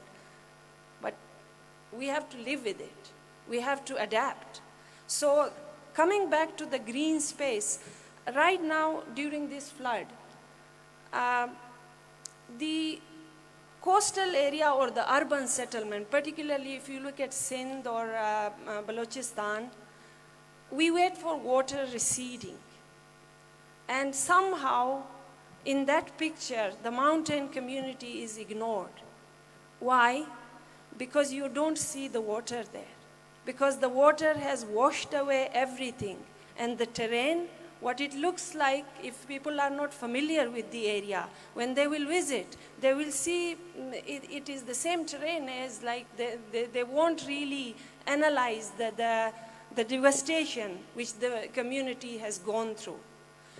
So this year, we have worked around 50,000 houses in urban settlement, as well as, in the rural or the mountain communities across 4 countries.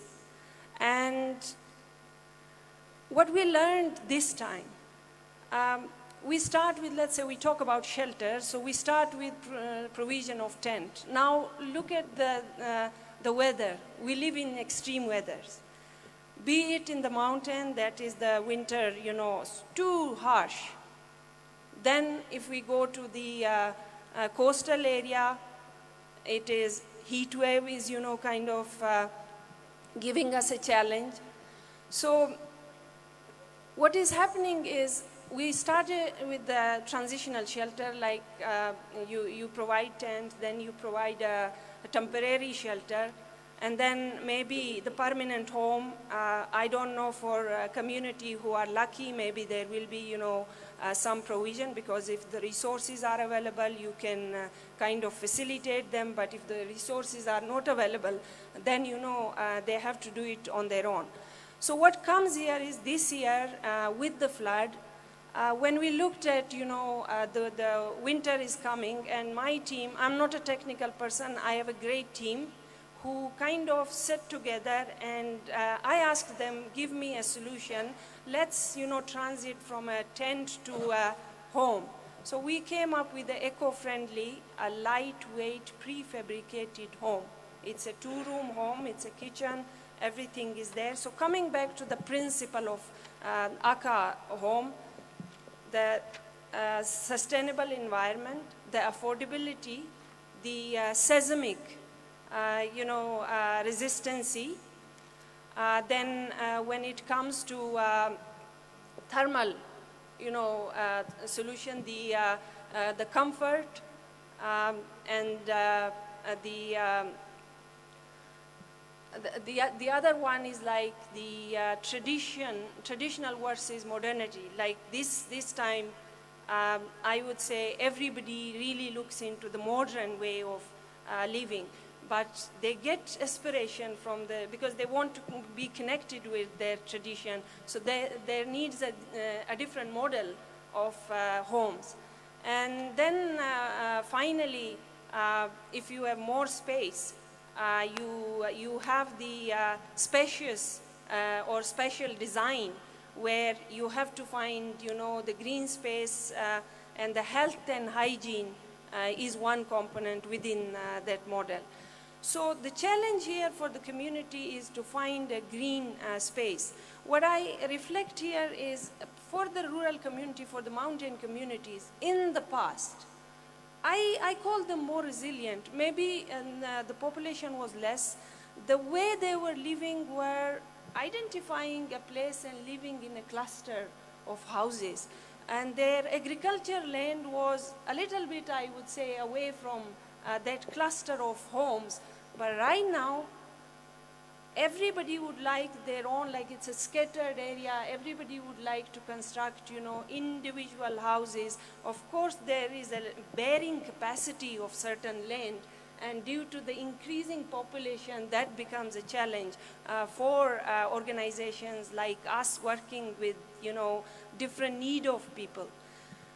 The other aspect I would like to bring here, I think, not because I am a woman and I'm speaking for them, but I think in the planning process, in the housing, if you bring the aspect of the women in there, it will really make a difference.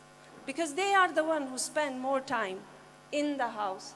They are the one who needs to feel comfort in there. So building on certain aspect, I would say, the second part of the question was more about like what could be the policy, points or recommendation. My first recommendation would be, we can really just, I would say, bring certain aspect, and that could be replicated. You need to build capacity of the communities, especially for the skilled labor. Because there are some tradition, as I mentioned, artisans. If you want to do this stone masonry, that is really, we are losing it. If we don't build the capacity, one day, like maybe you won't find it. So the organization I am representing here, That is something we are looking at, and that should be, I think, one of the policy decisions that we should really encourage those, and we should, connect them with institutions where this could be made part of the curriculum, because the mountain communities or even the coastal area where the bamboo material we are talking about, in 2010, we kind of, worked with 3,000 houses, but of course, like that was for few years to be kept.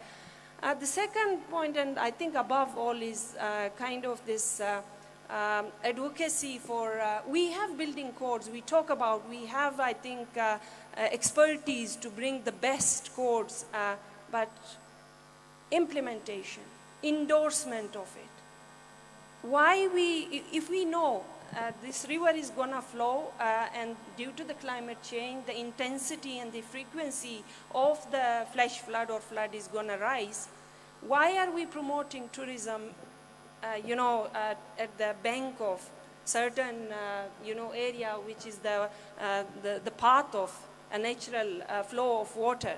I think there should be some regulation. And I know, like especially, the technical team, what my team tells me is there should be, 100 to 200 meter away from, certain banks. There, nobody should be allowed, to kind of encroach those areas. The same goes for urban area. I think we do have law, we do have policies, but I think somehow something is wrong with our attitude.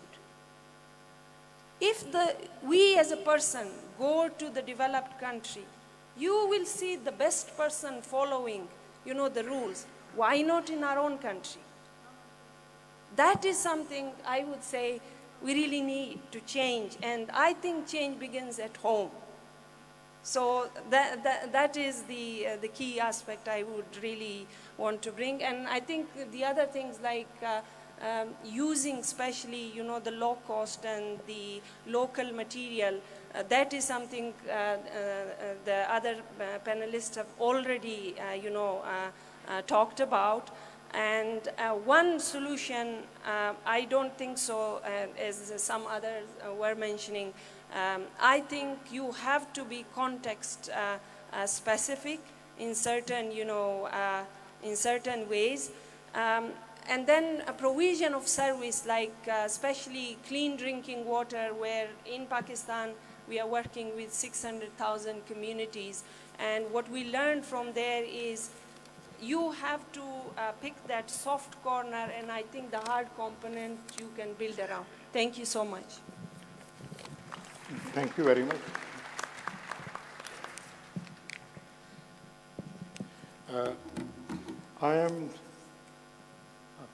I am taking liberty to firstly appreciate our Secretary, Federal Ministry of Housing and Works, Mr. Iftikhar Ali Shalwani Saab, for arranging this such impressive and magnificent event, because this is something which is utmost needed after the occurring of the present disaster and our incapacity to handle it properly. Let me accept it. And I'm saying it because I started my career in the Ministry of Housing and Work, and along with Mehboob Alai, and we have been thinking about and worrying about it. And I couldn't find, except one secretary, Abdur Rahim Masood, he was thinking like you. He always talked about housing for the rural poor, housing for the rural community, housing for the low-income group. And let me now introduce one thing. Abdur Rahim Masood was engineer, and Dr. Saab, he's a Dr. Saab, medical doctor. And she is interested that he is leading this program. And now I would like to ask him one single question, that how public sector can facilitate the development of climate resilient housing. So you are welcome, please.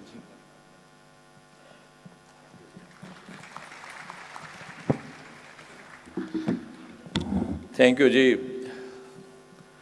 A very good afternoon to everyone. We started with a very good morning. Assalamu alaikum ji. First of all, ji, I'm so grateful to all the panelists who are here. I've already, I think, said something in my opening speech, which really spells my.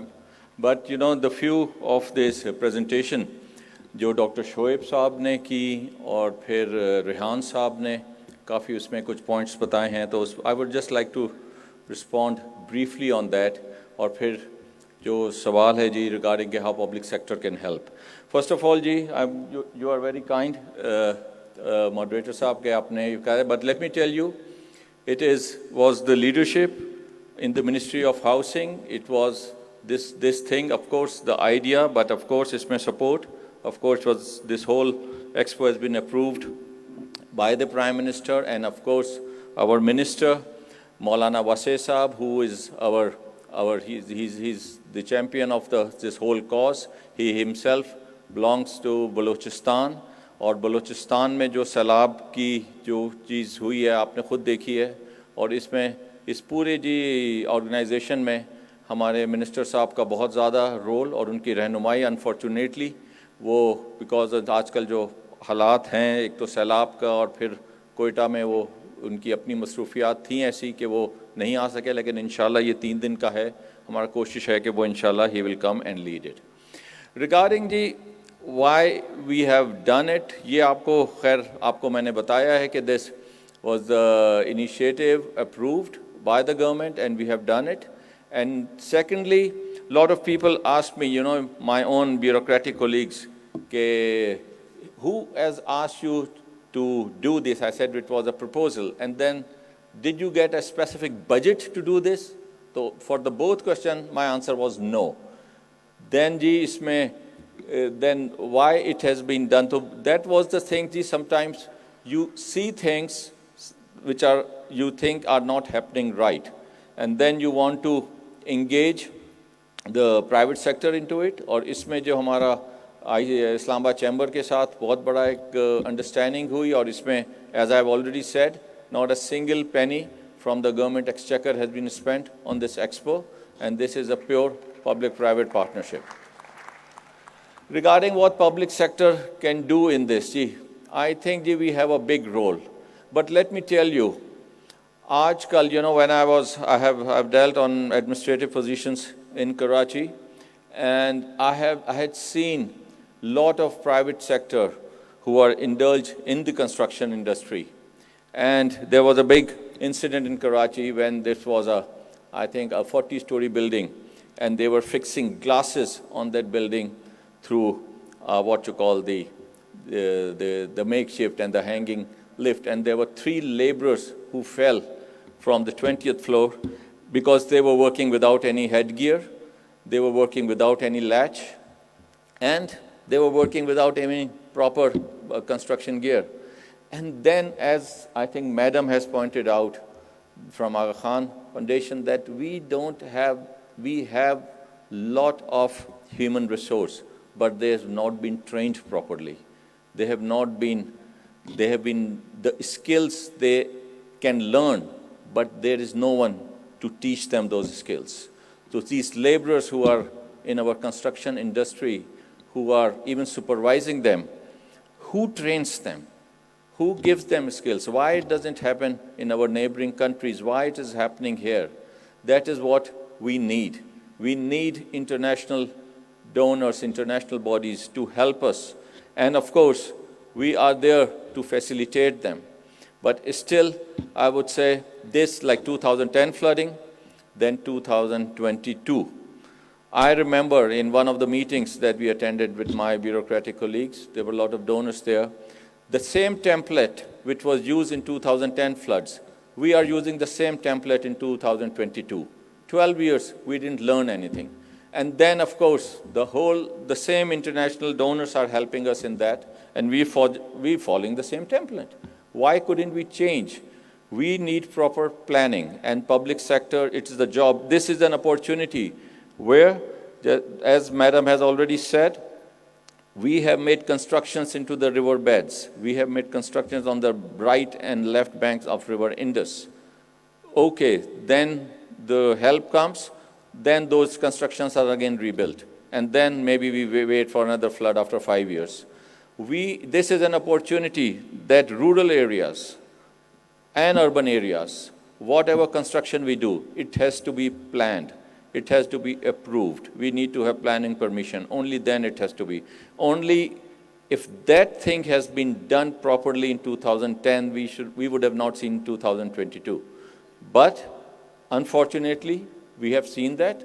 Blame goes to public sector. That is a flogging horse. Of course, all blame you can say, but I think that's why one of the things that we have done, and I hope you'll have the chance to see all the stalls that are outside, we have very vibrant private sector who are now working with us, and that is why one of this initiatives is to bring public and private sector together, and that's what we have done. And I hope we are building public affordable housing for both, for the public sector and the private sector.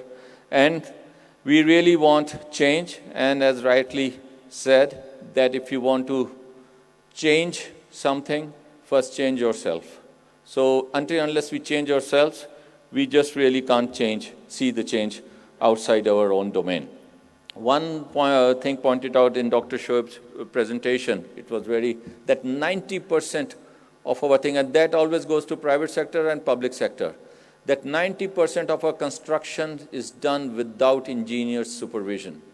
Can you imagine that in any other part? Even developing countries, forget about, again, Europe or America. In even developing countries, it is unthinkable. But unfortunately, if I ask, we have a big department, PWD, which works under the Ministry of Housing. We have engineers, but sometimes our construction is not lasting, it's not durable.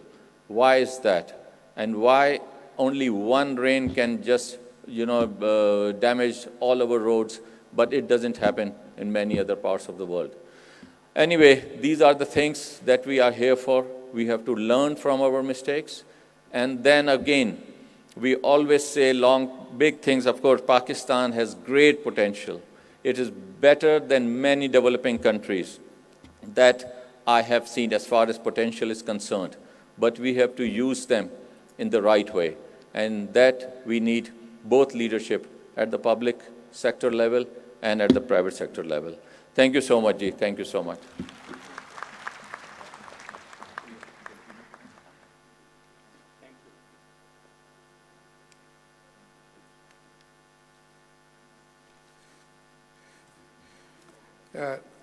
I would like to quote what the Secretary Sahab has said, that we have to learn from our mistakes and we have to move forward.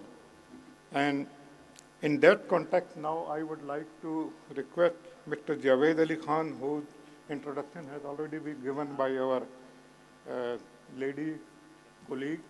So, knowing his vast experience, and after having worked with him in the Ministry of Environment, now it is called Climate Change, and seeing his expertise, I would like to invite him to come or to speak. You are going to speak here or there? Okay.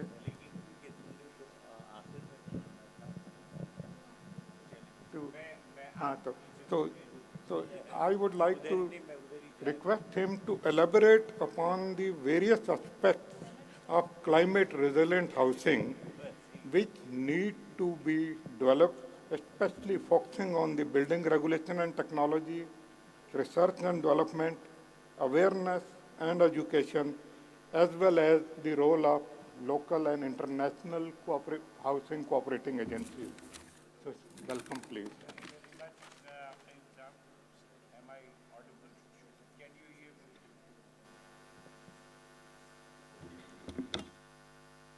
Assalamu alaikum. Your question is that how we can make it affordable, or how we can...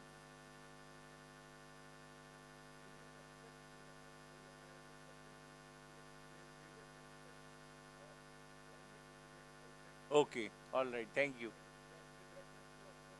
Okay, right. Thank you, I got it, yeah. Okay, thank you. So first of all, climate resilient housing, actually it has to be when you are planning, you have to consider the environment and consider the ecosystem, or consider the habitat, where the natural habitat where we are undertaking this development. So if what happens generally when you see most of our buildings are look like the copy of the architecture of Europe or architecture of any developed country of the world. So it doesn't have any relevance to the ecosystem, doesn't have any relevance to the surrounding environment, or the topography, or the space where it is developed, whether water, what is the flow of the water, what is the slope, and all considerations, topographic, physiographic, climatic, environmental, or ecosystem, all are need to be very deeply, honestly studied before you have launched or ventured in putting up any project at any place. So these things are very, very important. If these considerations have not been taken, then what happens that any disaster that occurs, or any hazard, like Rehan Saab said, that actually we create the disaster. It is not the nature that creates the disaster. If, like in the E11, recently in the last monsoon, we saw the cars, even the switched on cars, were floating in the water. So what happened? We made the mistake. We didn't really look deeply into the terrain where we are building, or we get blind, really, fascinated maybe by the designs, and copying, making it a dream home is something different. But it has to be really, Europe is Europe, and all different developed countries are different.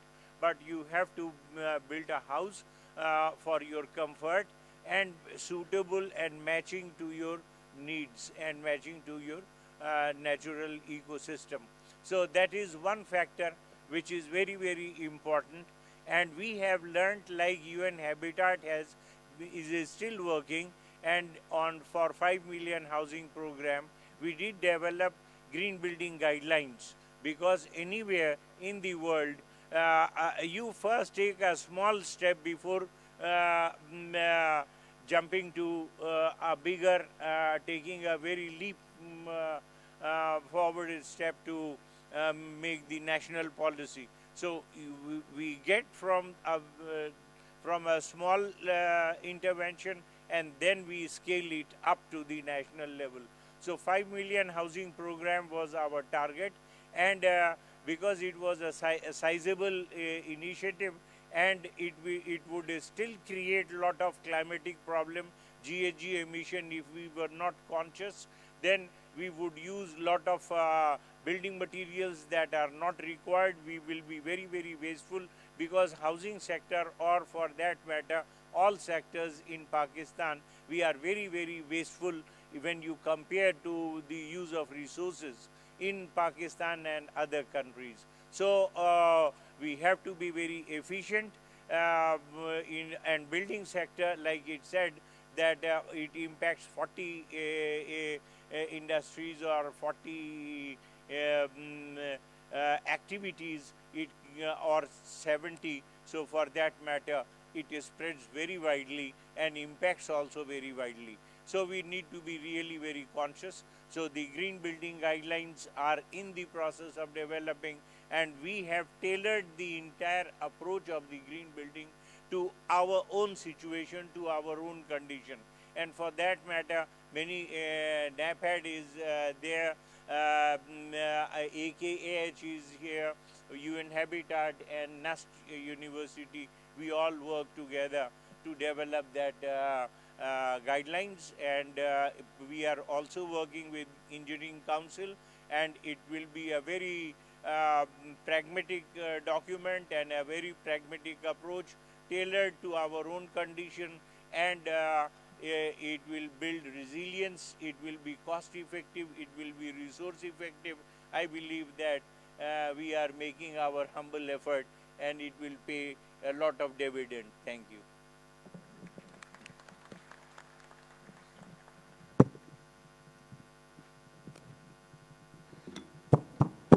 Respected guests, I would like now to invite Mr. Fazal Noor Saab, Chairman, Department of Architecture and Planning, Sir Syed University of Engineering and Technology, to give his views on sustainable housing professional development, or in a simple word, how to develop the technical expertise which can properly handle and implement the climate resilient housing, keeping in view the various aspects of climate change, that is natural climate change effects are happening, and the disaster being done by the we people. I am taking myself that by us, not saying you people.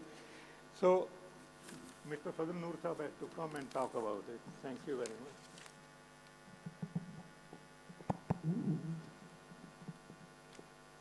Assalamu alaikum. Thank you for still being here. I think between lunch and you is me.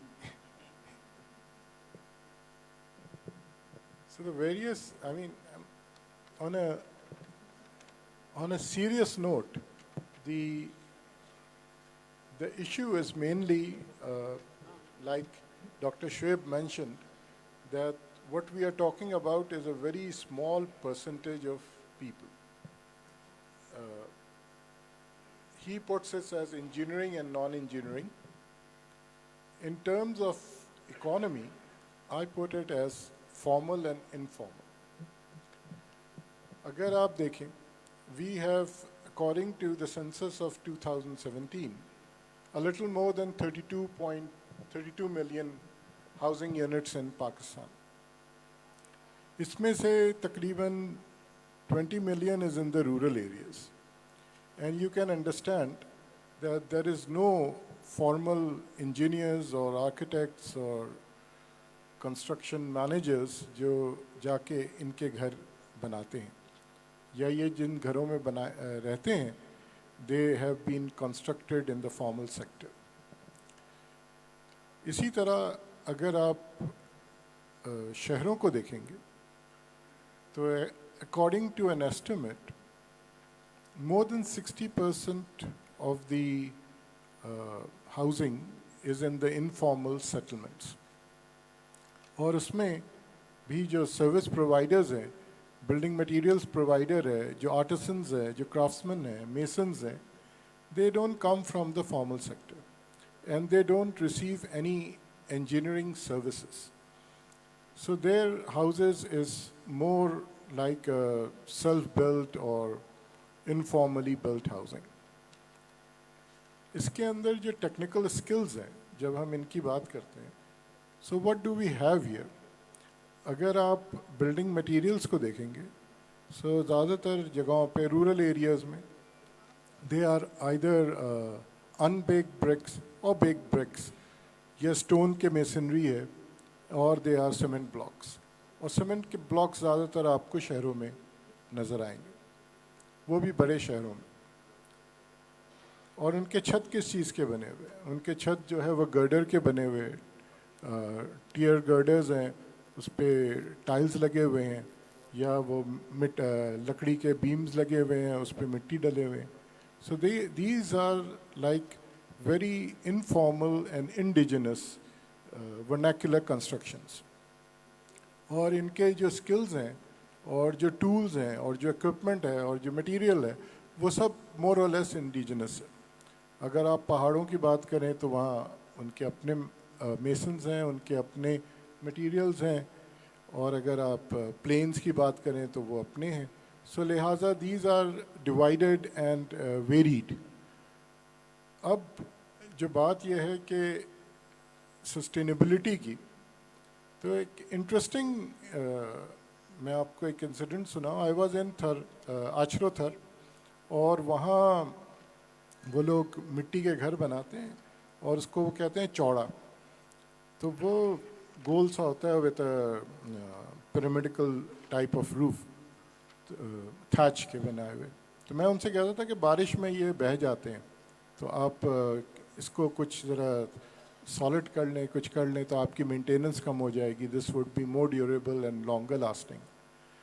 सो उन्होंने मुझसे कहा कि इसको durable करने के लिए we would need cement bags, और उसको लाना भी मुश्किल है, ट्रांसपोर्टेशन भी मुश्किल है, उसके क्राफ्ट्समैन भी इधर नहीं है, और ख़र्चा भी बहुत ज़्यादा है, और जब बारिश होगी तो ये वैसे ही बह जाएगा, तो उसके साथ सीमेंट भी बह जाएगा.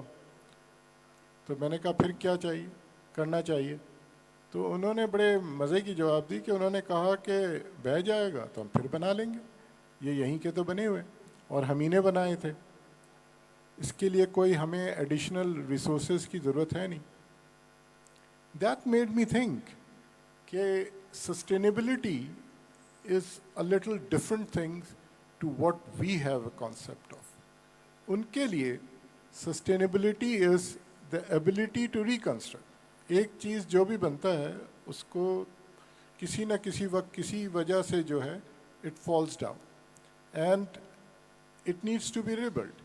If they can rebuild it with their own resources, with their own skills, then that is sustainable. हमारे लिए ये है कि हम sustainability को एक ज़्यादा बड़े picture में देखते हैं. So that made me think that why are we always talking about green building technology and green housing and green all this? क्योंकि हमारा जो 90% या 85% ऑफ हाउसिंग है that is sustainable, that is green. वो तो बनी वहाँ के लोकल मटेरियल और लोकल उससे. So why are we really talking about this? It is because I feel कि अगर आप देखें तो एक आम जो मकान है जो रूरल एरियाज़ में या informal settlements of urban areas में कंस्ट्रक्ट होता है, that cost 1/5 of if the formal sector does it. अगर आप एक 15 स्टोरी अपार्टमेंट बिल्डिंग बनाएं जिसमें 60 अपार्टमेंट्स होंगे, तो the sale price of each apartment would be around 1 crore rupees. तो अगर आपका 1 करोड़ का एक अपार्टमेंट है तो वो 60 अपार्टमेंट जो है वो 60 करोड़ के हैं. और इसी मगर अगर आप वही चीज़ अगर आप एक फैमिली का बनाए वैसे 120 गज का या उससे भी छोटे का, तो वो 20 लाख रुपए, 15 लाख 20 लाख रुपए में they would still have a green house. मगर जो 15 स्टोरी बिल्डिंग बनेगा that will never be green, because that would need a technology which would require manufactured products, and once it is being manufactured then उसका तो पूरा एक economic cycle है. जैसे आज सुबह उन्होंने बताया there are 77 industries or manufacturing type that is linked with the construction industry. So उस construction industry को आप green housing से green नहीं कर सकते.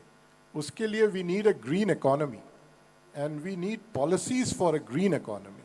क्योंकि वो जब वो पूरे उस इकोनॉमी का हिस्सा होगा ग्रीन, और वो प्रिंसिपल्स अडॉप्ट होंगे at the level of economy, then the housing which falls within that economy or that construction industry which is part of that economy will become green. तो that क्योंकि हमारे फिर ट्रांसपोर्टेशन भी green होनी चाहिए, फिर हमारी एनर्जी की प्रोडक्शन भी ग्रीन होनी चाहिए, फिर हमारे जो पूरे लैंड यूज़ है वो भी ग्रीन होनी चाहिए. So everything within that economy needs to be green for the construction industry to be green and for the housing which is part of that construction to be green. मगर green का जो सबसे बड़ा challenge है, it is more costlier than what is now being produced. So लिहाजा एक सवाल आता है कि why would the private sector, or because now it is the private sector which is the main lead in the construction industry. ये हमने बहुत सारी बात की कि public sector का क्या incentive होगा. Public sector का कोई incentive नहीं है. Public sector has withdrawn from the housing. Public sector has withdrawn from the construction. This is now all rest with the private sector. So we should actually be talking about incentives to the private sector. And we should be talking कि वो decision making में कहाँ है. आज सुबह भी आपने देखा कि जो चेंबर ऑफ कॉमर्स के वो थे, उन्होंने कहा कि हम उसकी सबसे पहली गुजारिश ये थी कि we should be part of the regulatory of authority which is making that. तो वो तो उनका सबसे पहला इंसेंटिव है. आप हमें रेगुलेशन पे तो कुछ कहने दें. आप तो हमारी बात ही नहीं सुन रहे. आप हम पे रेगुलेशन इन्फोर्स कर रहे हैं without consulting us. So there is a need to consult the private sector. Private sector is now the leading. Government is not the leading. आज हम यहाँ बैठे हुए हैं private sector की वजह से बैठे हुए हैं. This is a public-private partnership which has been sponsored by the private sector. So we need to really talk about the private sector. We really need to consult them, and we need to create a larger economy and culture which is green. हम जो demand है अगर वो green की नहीं है तो why would the private sector provide green. तो लिहाजा we need to think about this. And और मेरा अपना पर्सनल ये है कि the technology is available but that technology needs to be made accessible and affordable. Thank you.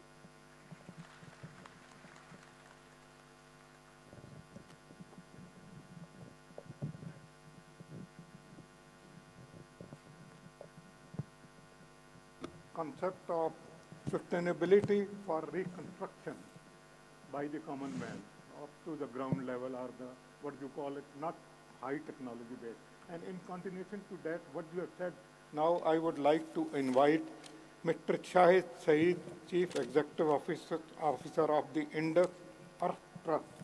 They have experimented or rather constructed zero carbon houses in Sibbi at Balochistan province and also in Sindh. So he has to offer some comments on it. So you are welcome. Assalamu alaikum. I've been asked to keep my talk brief because I'm the last person. Well, I will. Zero carbon, it's a word that's being used a lot these days. And it all started with the fact that Dr. Shoaib has given his talk concerning global warming. And global warming started by the excess, one of the elements being excess carbon being emitted into the atmosphere. The construction industry contributes about 40% of carbon emission into the atmosphere. And throughout the world now, the construction industry is working very hard to reduce that. They are working on something which is called green concrete. Cement being one of the biggest emitters of carbon because of the process that cement is made. So the word zero carbon means that whatever we build should reduce the amount of carbon emitted into the atmosphere. In our organization, we are now have been building since 2010. using what we call compressed earth blocks, which is a mixture of the earth, but with the right proportion of sand, silt, and clay, and up to maybe 5% cement to bind it. The blocks are giving a greater compressive strength than concrete blocks. They have better insulation, and they absorb 40% less moisture than a concrete block. I'm using concrete block because that is the major building material that is used in the rural areas. By the way, we work in the rural areas in Sindh and Balochistan and have been doing so for the last 20 years. We are now in the process of constructing an entire village in Balochistan near Sibi, using this construction system that I've talked about. But one of the things that we do is to lift the plinth of this house by 3 feet by using stone. So the point that Fazil made earlier on about the earth being washed away, well, for at least 3 feet of water, there will be no washing away of the material. Also, I've built houses using this material over the last 15 years, and they've survived rains in Sindh. We work in an area called Gharo, which is in the wind corridor, and it receives huge amount of rain coming at about 45 degrees because the breeze is very strong in that area. And it does not affect the walls. They're still standing. These were built 12 years ago. The use of this material is something that is not new. I give lectures at universities to architectural students, and I show them slides of buildings that were built 100, 150 years ago, both in Europe and in the United States, and certainly in this country. I'm amazed that I still find buildings that are over 100 years old, made of earth, still standing. And the reason that they're standing is because in the old days, the masons knew how to build and use this material. Unfortunately, that knowledge has not been passed down to others because the concrete block is taken over, and the concrete block is so much easier to build than using earth. Earth does take a bit more time. It needs a certain amount of consistency in the way that it is handled.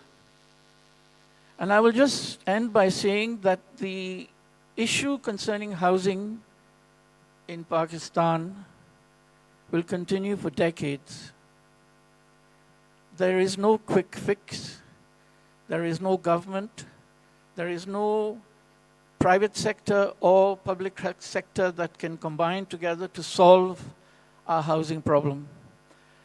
But I believe that we can solve the housing problem by educating those that are building their houses at the moment in the rural areas without the proper knowledge, because it's not being passed down to them. By the way, I've been trained in the UK, France, and Japan to look at the use of these indigenous materials. And where we've built them, we've built double-story buildings. They are perfectly okay. As I've said, this is not a science that I've invented or anybody's invented. It's been there for a long time. It's just being looked at in a different way. So zero carbon footprint is becoming more and more relevant and more important, whether it is a country like us who only give 1% towards the atmospheric global warming. I don't think that's relevant. I think what is relevant is for us to learn, to build. And by the way, our approach is that every house that we build will last 15 to 20 years. We are not interested in something that will last only till the next floods come. These are standing, Anybody who's interested in talking to me, we have a stand at the UN Habitat, and I'll be here for the next 3 days. I'll be happy to talk to you, tell you exactly what is going on with us and the approach that we've taken. We are training masons. When the earthquake took place in Balochistan in Avaran, we trained over 20 masons in the proper way of building. And I'm pleased to say that nearly half of them have started their own business. They're training other people. So really it's teaching a fisherman how to fish and not to tell him how, or to give him a fish. Really, at the end of the day, we want to do one village at a time. And it'll take a long time, I know that. But that's our approach. Thank you. Thank you very much. Okay. Now, I would like to begin although it's a bit late, but question and answers part of this whole event. So, any person or any, what do you call it, guest, You can raise your hand if you want to ask the question. Please also mention to whom you are questioning to. जी बुला रही हैं.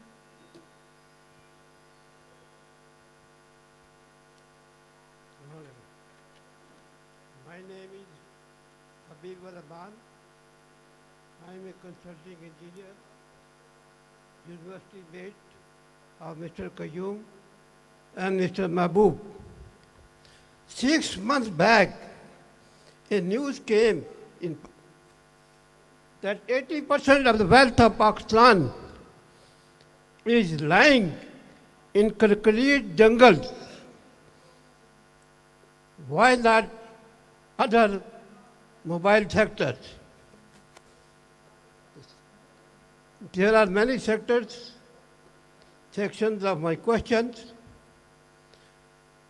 The most important is Board of Investment. The Board of Investment has failed to make proper liaison since 1995 in housing sector and other sectors. The Prime Minister says that 1 crore overseas Pakistanis are a big asset of the country, which could not invest in Pakistan in 27 years.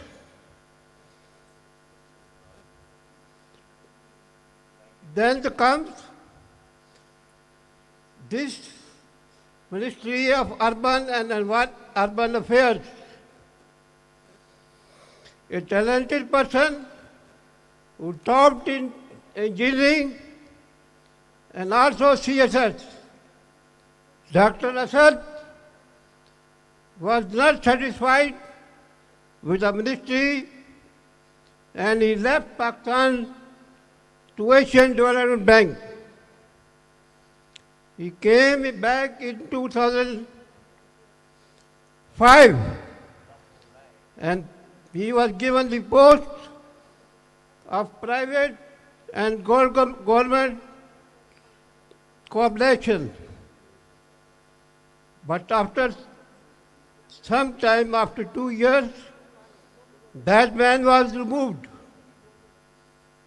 He went back to Lahore, and instead of that, a General Zubair was appointed in the Planning Commission. Then comes during the period of Nawaz Sharif, housing sectors was mobilized in all the 4 provinces and northern areas of Pakistan. Yes, please, you were there at your positions. Could you reply me all these sectors? What happened? In Nawaz Sharif period, the houses were given and no cost of the land was taken.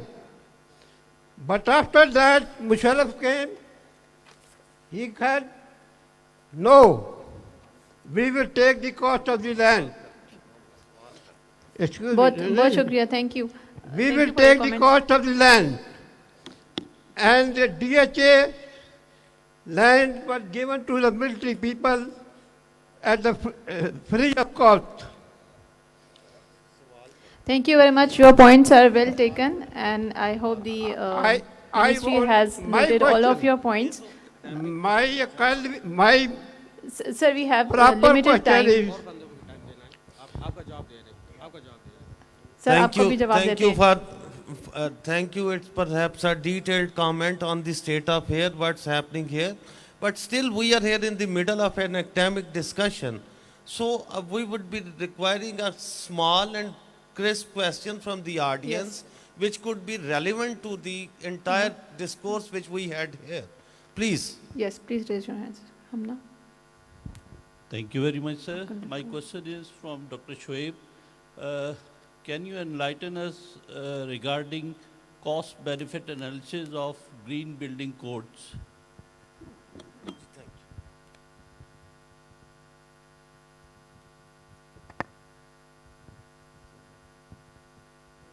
अस्सलाम वालेकुम. बहुत relevant question है आपका. Green building code, which is now being developed for Pakistan. और हमारे एक मौजूद panelist ने बहुत अच्छा ऑब्जर्वेशन दिया है कि द कोड पहले तो आई वुड सबमिट कि जैसे मैंने अपनी प्रेजेंटेशन में अर्ज़ की थी कि कोड जो है वो एक डॉक्यूमेंट है और हमारी प्रॉब्लम मेरे हिसाब से पाकिस्तान में है इम्प्लीमेंटेशन की. पॉलिसीज़ बन जाती हैं, रेगुलेशंस बन जाती हैं, बाय लॉज बन जाते हैं, शेल्फों में रखे जाते हैं, implementation is zero. And I think the same thing is going to happen to the GBC, Green Building Code of Pakistan, in my opinion. I may be wrong. Now comes the issue that Green Building Code cannot exist in isolation. दरख्त काटे जा रहे हैं. What is the Green Building Code going to do for that? पानी का इंतज़ाम जो है बिल्कुल irrelevant है. What is the Green Building Code going to do that? Environmentally friendly code होना चाहिए. Green is a word that is just adopted in US some 12-15 years ago. These are called buzzwords. Pakistan की population के demographics देखें. In my opinion, we don't need a green building code. We need a sensible code for our people who are suffering. More than 50% of our population is suffering. 2 वक्त की रोटी नहीं है उनके पास. What is GBC going to do for that? Nothing. Sorry.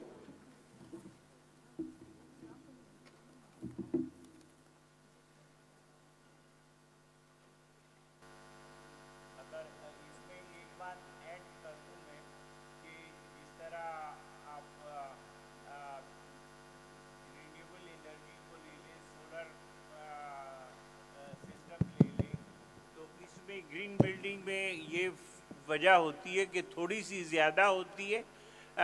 आपने cost benefit analysis की बात की थी. दुनिया में ये साबित हो चुका है कि initial cost over very little time is recovered and you get then lot of benefit for life. तो अगर आप उसका लाइफ साइकिल अप्रोच के ऊपर कॉस्ट करके, क्योंकि प्राइवेट सेक्टर डेफिनेटली इन्वेस्ट नहीं करेगा इस चीज़ के ऊपर जब तक कि इसकी इकोनॉमिक वायबिलिटी नहीं होगी या क्लाइंट को वो कन्विंस ना कर सके. तो क्लाइंट को कन्विंस करने के लिए जब एक शख्स घर खरीदता है, ये कोई खिलौना नहीं खरीदता, वो एक प्रॉपर्टी खरीदता है for his generations to live in that. So if you cost this on the life cycle of the building, then you will see that there is so much of benefit that no question, no rational can really beat it. वो बहुत ही cost effective है. Thank you. Thank you very much. We will take one more question from the hall. My name is Suhail Sarvajwala. I'm from NAPTA. We are talking about climate resilient materials and housing, but what about the acceptability by the society? And particularly, there's no research work on indigenous materials which can be used cost effectively in our buildings. The concept is, there is a mindset that only bricks houses are the houses. Yes, anyone can answer it. शायद साहब आप architect हैं तो उस हवाले से सिर्फ ईंट का कॉन्सेप्ट है, जब तक ईंट नहीं होगी हम कहते हैं कि that is not a house.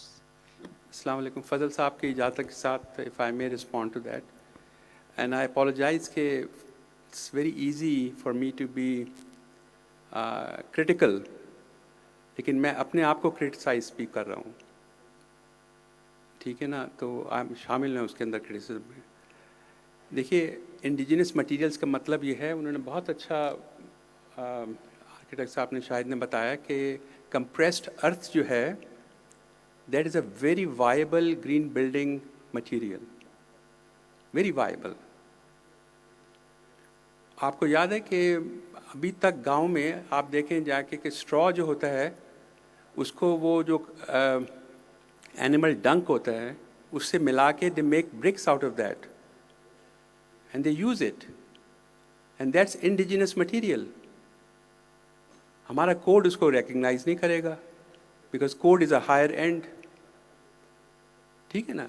तो we have to look at our population, we have to look at our needs of the population. 10% है engineered construction पाकिस्तान में, 90% non-engineered है.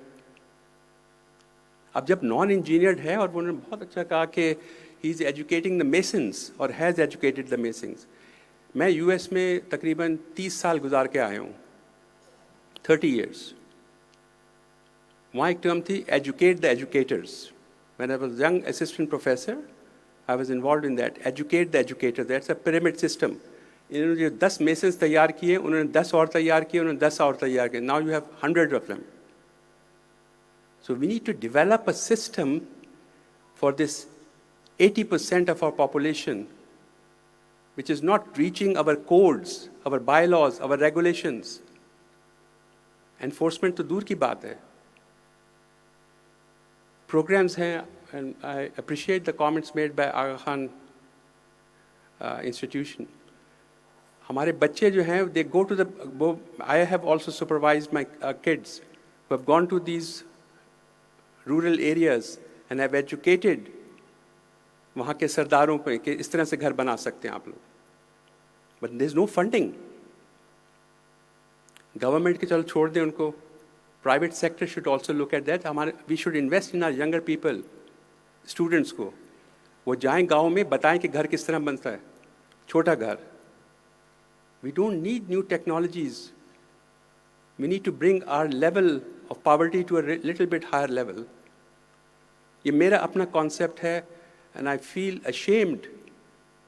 When I left the country in 1973, मुल्क कहाँ था, और when I came back, मुल्क कहाँ है? We have done injustice to our future population.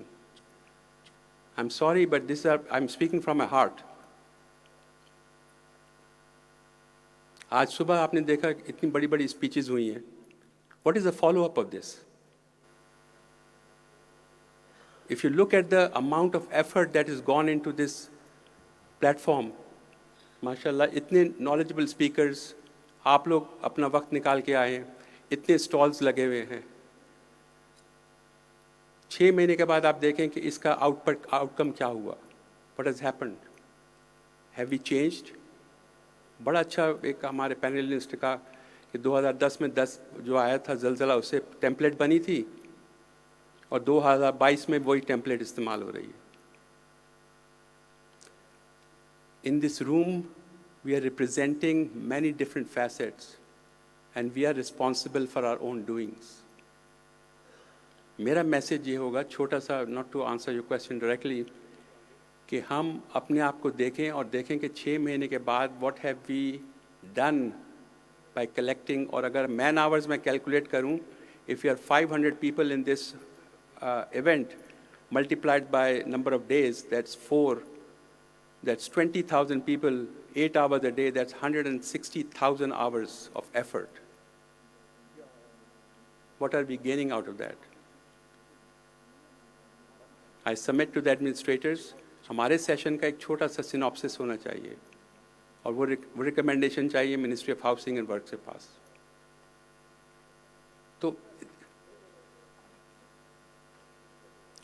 sorry sir, yes please go ahead.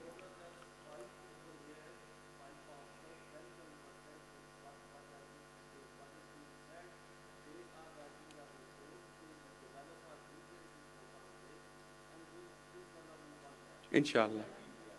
Inshallah.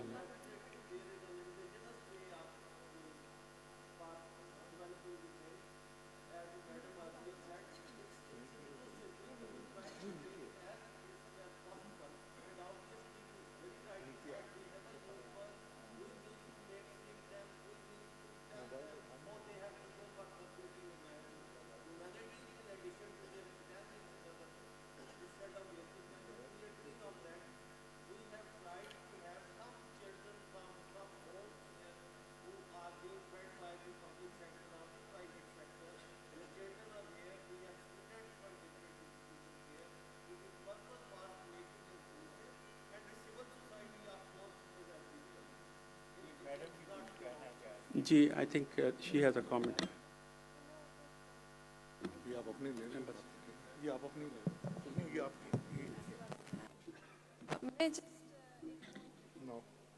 I think I feel proud about Pakistan because we have constructed the first, building that is age certified gold by IFC in Gilgit. So that's the first building, I would say, not only in Pakistan, but in, in the region, you can say, has gone through this certification. That is a hope. And I trust that they come up, innovative ideas. So we should be very optimistic about, we should guide them in the right direction, enabling environment appropriate. I think Pakistan is going to grow. And I think we should go, if we really want to compete with the world or with, any neighbor countries, we should compete with our human capital. I think that is the way to go. Thank you.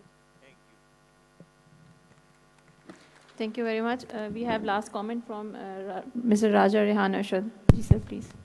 Ji, shukriya bahut. I just wanted to respond to the question, but also give my view on the comments that have just been made from the panelists. I actually would like to second what the previous speaker, Ms. Nusrat has said, that Pakistan has really done a lot of good stuff. And I would like to say that it all the different stakeholders, they come together. Stakeholders like Shahid Saab and how he is experimenting in different places in Balochistan and in Sindh. But these are small islands of success. Unless these islands of success are brought together, and this is where the public sector comes in, unless these islands of success are brought together and taken to scale, we will continue to have these islands of success. The same way as Ms. Nusrat is saying, there's this example that she gave. And let me just, in the last, say that after the 2005 earthquake, I've been involved in disaster risk management for almost 3 decades. Globally, the post-2005 earthquake recovery and reconstruction effort is unparalleled. There is no recovery effort as good as the 2005 earthquake recovery effort, especially for housing. Some of my colleagues sitting over here, I can see from AJK, they will bear me out that 600,000 houses were reconstructed according to seismic resistance standards in a matter of 2.5 years in terrain which is 10,000 feet and varying plus minus. That's the time when the state got together with stakeholders like Shahid Saab. I know Yasmin Lari at that time was very active. She still is. But it was the point that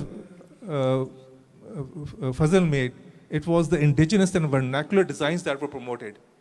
And indigenous materials, bhattar construction, dhaji construction. This is what was promoted and not prefab that was brought in because it failed miserably. And at that time, there were thousands of artisans, carpenters, masons, steel fixers, even people on their own constructing blocks, they had machines. This is the kind of training that needs to happen, and this is where the state needs to create the enabling environment for the initiatives that have been mentioned. And those artisans then went on to create that cascading effect or ripple effect that was mentioned by Shoaib Saab. So we do have the wherewithal to do it. This did not happen after the 2010 floods, and that's why we are in this situation now. Thank you. Thank you very much, Rehan Saab. Now I would like to invite Mr. Javed Ali Khan, Habitat Program Manager, for the concluding remarks. Please, sir.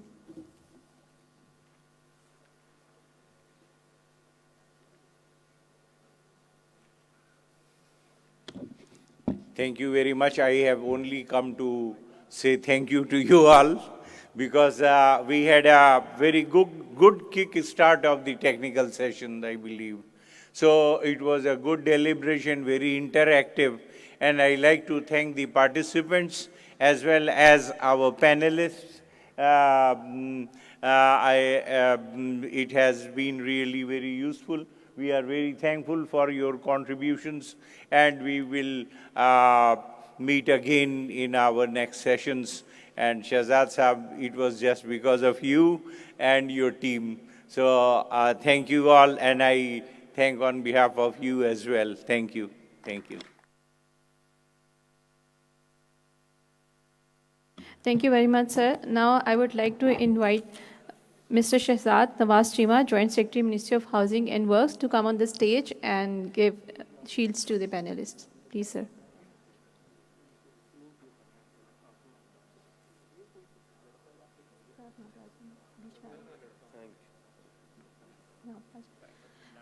Ji, first I would like to invite Ms. Nusrat Nasab, CEO, Aga Khan Agency for Habitat. Please, ma'am, come and receive your shield.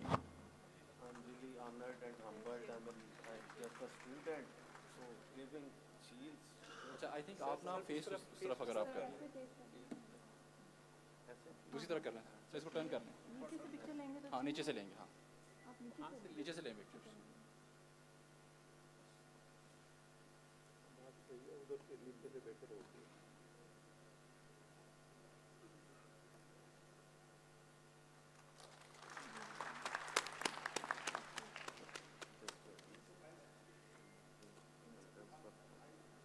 बस ठीक है.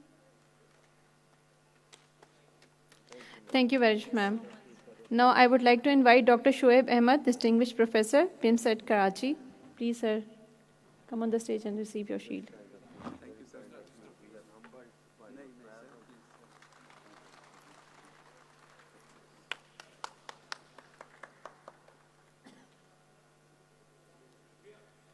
Thank you very much, sir. Now I would like to invite Mr. Mehboob Ilahi, former Director General, Ministry of Climate Change. Please, sir, can you come on the stage and receive your shield?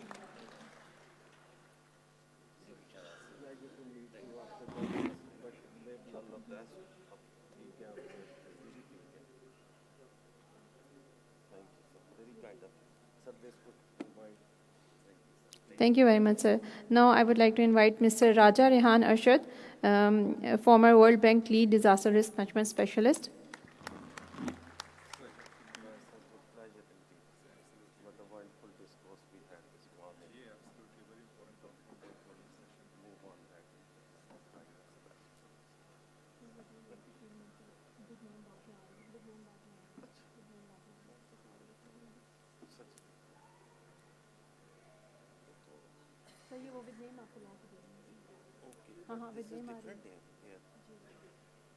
Thank you, sir.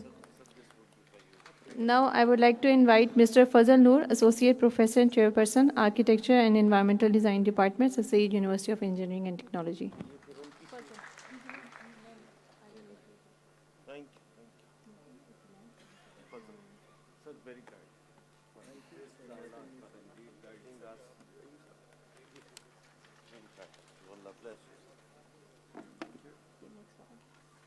Thank you, sir. Now I would like to invite Mr. Shahid Saeed, CEO, Indus Earth Trust.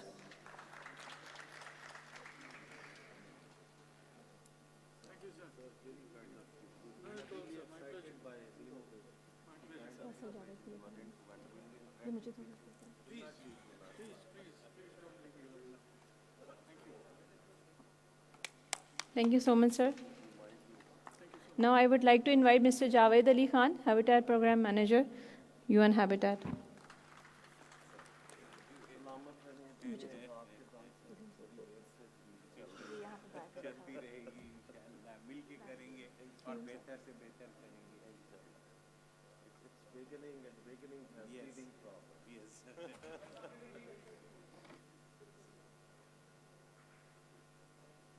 Thank you very much. Now I would like to invite Mr. Abdul Qayyum, who moderated the panel discussion. Sir, please can you come on the dais and take the shield.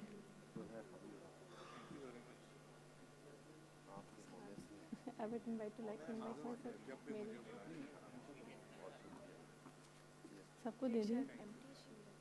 Thank you very much. And now I would like to invite myself to come on the dais and take the shield. Thank you.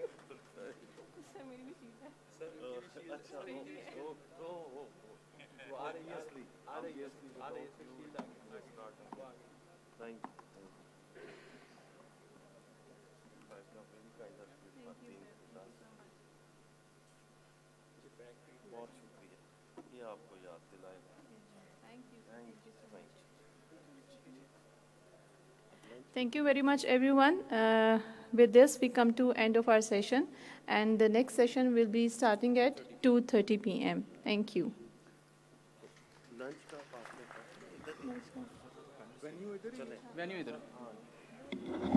The venue remains the same. It will be held in this hall. 2:30 p.m. The second session, which is gentrification and rehabilitation.